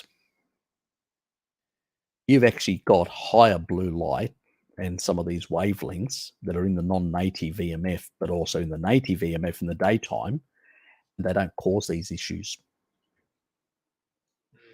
You have to reconcile, why doesn't it happen in the daytime when some of these frequencies, I mean, they're not exactly at the same amplitude or similar to non-native, Actually, some of them are actually lower strength than even some of the native stuff. Actually, it's much stronger in its effects on cells and DNA. Some of the wavelengths that are coming from the sun are in the terahertz sort of range, much higher, and they have far more cellular effect than any of this. I've actually done, if you go and check Bart Kay's Odyssey site, I've actually done one on 5G. I cover it comprehensively with research, heat shock proteins and everything related. So inflammation, whatever, to show quite clearly that all the arguments that people are putting out there, spurious arguments, experimentally have been debunked completely. Problem with non-native EMFs, that's not only coming from Wi-Fi or, it's also coming from your electrical wiring in your home. It's also creating non-native magnetic fields. So all that and photonic energy, all that, there's also, at night, as the globe rotates, you're basically moving into the near infrared spectrum, and you get this lowering of blue, green spectrum in those. The frequencies change. Problem is with non-native EMFs, you've got all these photonic energy along these different all these spectrums in the daytime, and in particular light bulbs are even worse in terms of circadian rhythms, in terms of providing much higher, especially the fluorescent and some of the all the current stuff that exists, the LEDs and stuff like that, which have got very high blue light and green spectrum sort of frequencies. That's where your biggest problem is. So when you're out and about in the evening, you should be wearing blue blocking glasses even when you're outdoors, especially in bigger cities where there's a lot of artificial lighting. Have done something in some countries, like I know in Germany, parts of Germany, they've actually changed the light bulbs into these sort of they've moved away from the blue light, and they've used the sort of, what are they called, the orangey type. They've got a name for them, I forget. Anyway, so they're in the, it's just not coming to me at the moment. So yeah, so that's how they're dealing with that sort of stuff. The calcium efflux stuff, yeah, I don't buy it. I think it's a lot of reductionist extrapolation without any experimental proof. Even then, if that was happening in the evenings, why isn't it happening in the daytime when you've got similar frequencies? It doesn't make sense. You can't have the inverse relationship of something and claim that that same thing in the evening causes that problem. It's just nonsense. I don't buy it, as I said. Because we would see, documented by doctors, certain arrhythmias and certain other things happening in the evenings. We don't see any changes in these sort of cases in humans around the planet. Why? If this was happening, we would basically definitely see these sort of things. We don't see them. This logic tells you that can't be the case. But it does affect the circadian rhythms. That's a genuine thing. And circadian rhythms does affect your sleep quality, your reparative. So if you're very, very low, it can be a problem. I think I've covered that, John. Yeah, it's a different type of mechanism. Non-native EMFs are working very differently. It's the photonic energy, the specific frequencies of blue and green. It's those frequencies that are problematic in the evenings in particular. that are affecting circadian rhythms and stuff like that. The other thing is you shouldn't do in the morning is look at your mobile phone or look at a computer. You should go out and sync yourself with the planet. Once you've synced yourself with the planet, then do that, because you've sent the signaling to your body and you've said it's daylight, because there is a certain type of frequency of blue light, that near infrared dropping off early in the morning, and the melanopsin in your eyes, those photoreceptors, they pick up on that and they go, okay, there's a shift in the red spectrum, it's dropping off, blue spectrum is rising. Immediately it goes, it's daytime, it's morning. It's not confused. That's why when you wake up in the morning, you feel lethargic, running around. But the moment you go out, what happens? You get the signaling, the circadian signaling. The body goes, oh, it's morning. Oh, what does this person need to get going? Okay, let's hold down insulin. Let's release a bit of free fatty acid and some glucose. Cortisol rises, releases these things into the bloodstream. Voila. You've got your boost for the day. You've got the energy to get going. Where's my hunting gear so I can go and actually kill an animal so I can eat it at lunchtime and in the afternoon and gorge on it? Need the energy to do that. And that's what the circadian rhythms are sort of tuning you to. When night is coming, the near infrared, blue light and green light started receding. Oh, we need to lower cortisol, increase melatonin, make us more sleepy so we can go to sleep and get reparative sleep. That's the circadian rhythms in sort of a basic description of it. And it's by signaling, getting the proper signaling. We do have melanopsin on our skin, but the primary one is in our eyes. So that's because we're a visual creature, that's the thing that actually will tune us. And then we throw on the blue blocking glasses in the evenings. You've seen me wearing them on many of my late night videos that I've made. And once you've actually synced, then you can come back into the home, have your shower and all that, clean up yourself, and then you can look at your mobile phone, TV or whatever, because it doesn't really matter. You've already got the boost, the cortisol boost and all that. You've woken up. You're in sync with the planet at your location on the planet. And that's pretty.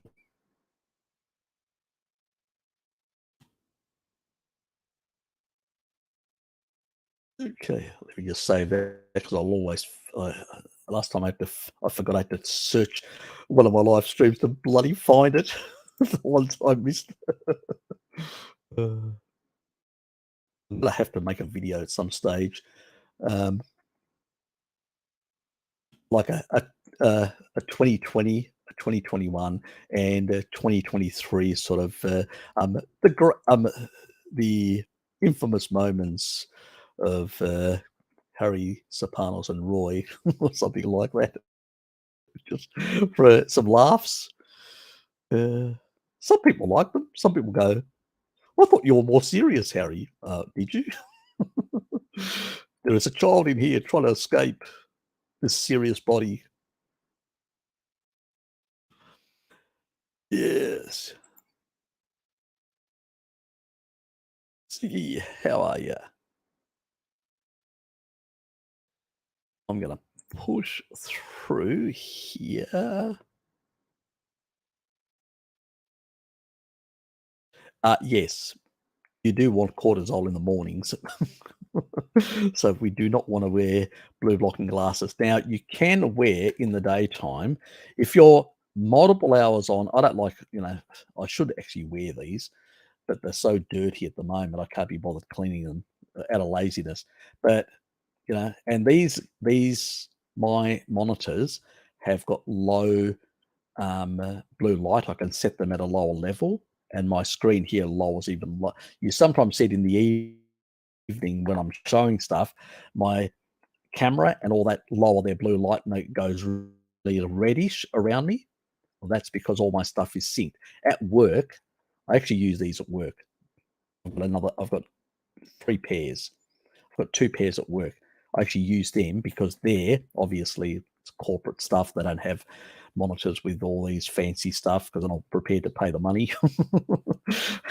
And so I use these.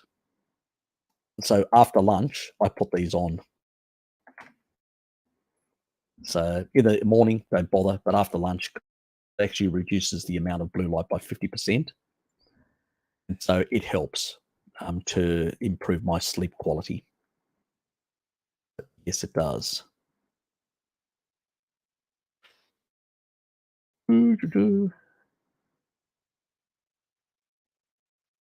A few statements here. Yes, you got to get those things. 1 Spartan was worth 3 Hellenes battle, and 1 Hellene was worth 10 Persians. Look, I could claim that because my ancestors on my father's side come from the south of Sparta, from Mani or close by that area, and I could actually use that and go put it on. Buggies, we're great warriors and stuff like that.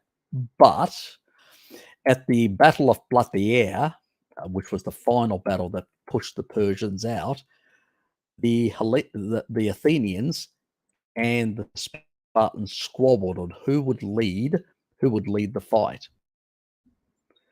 And the Athenians forced the issue and got most of the other city-states to support them. So the Spartans actually left the battlefield. They did not participate in that final battle out of anger that they weren't given the leadership. The Athenians led the actual battle at Plataea and defeated the last Persian forces in Greece at the time. I wouldn't say the Athenians were weak either. So, let's say the Spartans and some of their Doric allies were very good at Doric propaganda, making out that they were better than others as warrior Greeks. So just keep that in mind. There's a lot of mythos when it comes to people of that time. Which ironically made the battlefield more Spartan. Yes, it did. After you knocked off quite a few people. Gotta love the humor from Nathan. He thinks like me when it comes to humor. I throw some of these things. It does elicit certain looks by certain people sometimes, but who cares?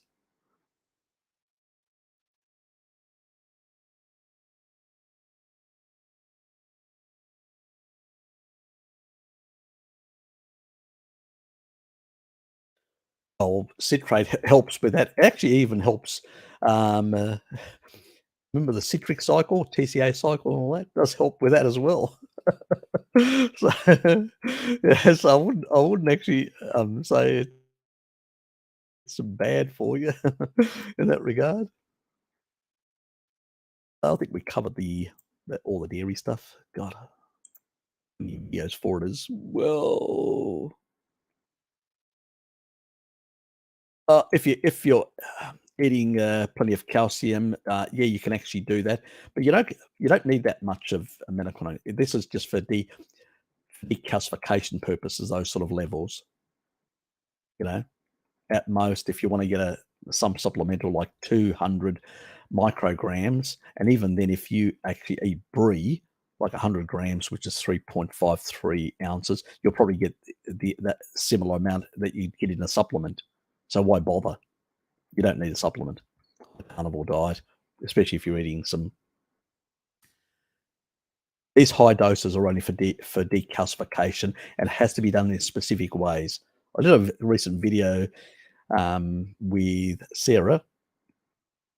I cover some of that information. I will cover it in a future video a bit more when I get around doing my protocol, which I haven't done yet. We all love dairy. Well, most of us. The ball man doesn't. It's cool. Ball man isn't. Yes, the ball man apparently has, let's say, lactose intolerance, egg intolerance, sulfur intolerance. He lives in New Zealand. If he eats that stuff, he'll end up farting and shitting himself. And then he'll basically have Ted on the side there, having to adjust his knobs again.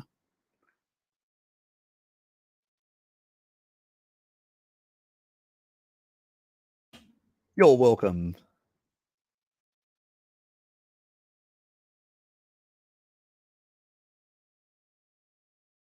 Oh, we're all green at some stage.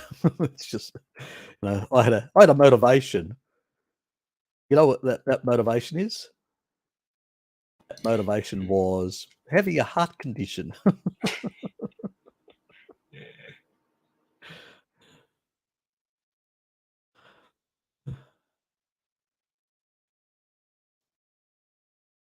Not a problem, mate. I hope things improve for you.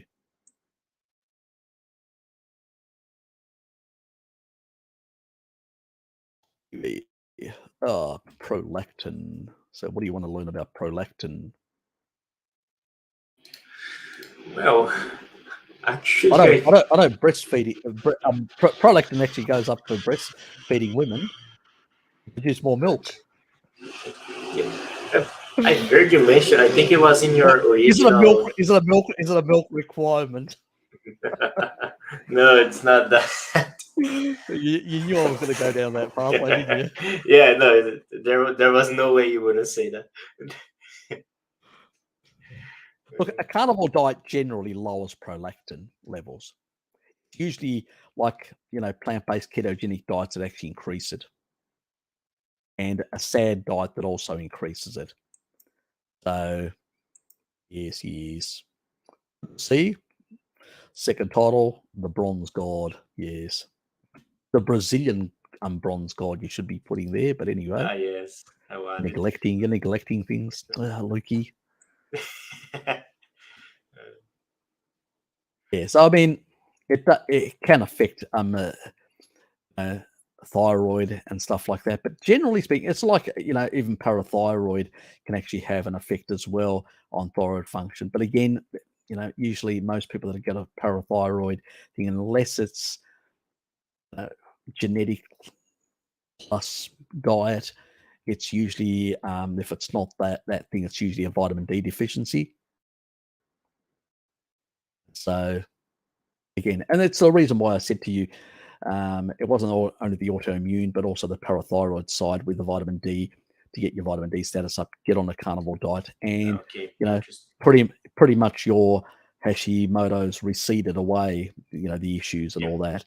So I mean, and that's what most people will notice. If they get, and it's my old little cliche thing, because I want good stomach function as well. That salt, meat, and sun, type thing. That I joke about. Yes. Anyway, we're way over. What did I actually say? Oh, that's right. I actually said, another half an hour. It's an hour now. Yep. But that's normal on the Harry Serpanos show. He never follows rules. Should know that by now. What type of choline should one take to detox xenoestrogens? Just a basic choline. Just make sure there's no fillers in it. It's just a pure choline. There's plenty of brands out there that you'll find. So yeah. Oh, you came late, John White. God, just did gene tests and found MTHFR mutation and slow comped. Any hacks? Go and check my methylation videos. I've got a whole lot of methylation videos. If you do a methylation part 1, and then there's the choline ones and all that, go and check all those. I cover all that sort of stuff. We're about to just close down the live stream, so you've come in quite late at that.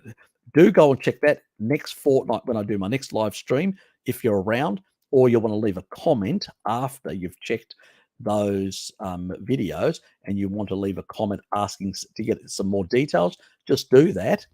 And I do eventually get around answering my comments. Sometimes it can take a while. Oh, that's fine. It's not meant to be criticism. It's just basically I'm just letting you know that I'm about to vacate the premise in that regard. Jenny's last question will be last question for the day. Recommended dose for MSM, and how long does it take to deal with fibrosis after a stroke? Taking 12 grams of taurine. The initial stage is the blood perfusion. That means where blood comes rushing in and actually causes problems. And so if you weren't taking taurine at the time, you would have sustained a bit more damage than you would have otherwise. And so if you were taking taurine at the time, you may have only got about a quarter of the damage you would have got normally, because it actually prevents what is called blood perfusion. So what happens is you've got a hypoxic environment. It's not getting any oxygen. Then oxygen comes rushing in, creating massive oxidative stress and doing a lot of damage. What taurine does, it prevents that from happening. I think this should be a protocol in hospitals around the world, because they've done the experiments on animals where they've deliberately used a clamp to create a hypoxic environment in the hearts of rats, to create hypoxic environments. And they've also done it in the brain as well, parts of the brain of the rat. And then they've allowed, rapid oxygenation to come in, and they've noticed massive oxidative stress. And they found that by putting taurine in one group of rats and in the control no taurine, they've noticed the outcomes for the taurine ones was vastly better. That means there was less oxidative stress, there was less damage to the tissue, and the recovery time was quicker. But depending on your circumstances, if there's a lot of damage, that damage to sort itself out take a couple of years. If it's minor damage, it may take less than a year. Hence. So that's that explanation for that. Now, MSM is pretty good as well, but taurine is the key one for strokes and stuff like that. MSM is more for the collagen fibers and stuff like that around the body, where it's going to play a bigger role. So yes, it does have some benefits in the brain and heart and other areas, but not as much as taurine. So, 2 grams is usually what I recommend with MSM, at maximum 1 to 2. And with taurine therapeutic, with a stroke, I probably would go higher. If I was myself, I'd go up to 20. I can't recommend that, as you know, but I can say that if I was in your case, that's what I'd be doing. As long as you can tolerate sulfur, then there's not an issue, and that will help clear up a lot of damage. And also, we'll do another thing: neurogenesis. Taurine has been proven to produce new stem cells in the brain, not in the periphery tissue, in other tissues around the world, but in the brain, yes. This is why children with taurine deficiency have a lot of neurological, developmental, and other problems in early life, and sometimes retardation, severe deficiencies involved. That's how important it is. And that's why I say to people, you want to fix the brain, improve the brain. If you've had brain shrinkage or whatever, or your best thing, the cheapest molecule to get new brain cells is taurine. It's cheapest molecule, let alone it'll calm you down and make you a better person. Anyway, less cranky. That is it, guys. Thank you for turning up. I do appreciate all your support, your questions. Without your questions, this live stream would be a non-goer, would be irrelevant. So thank you very much. I'll go right to the end. What happened?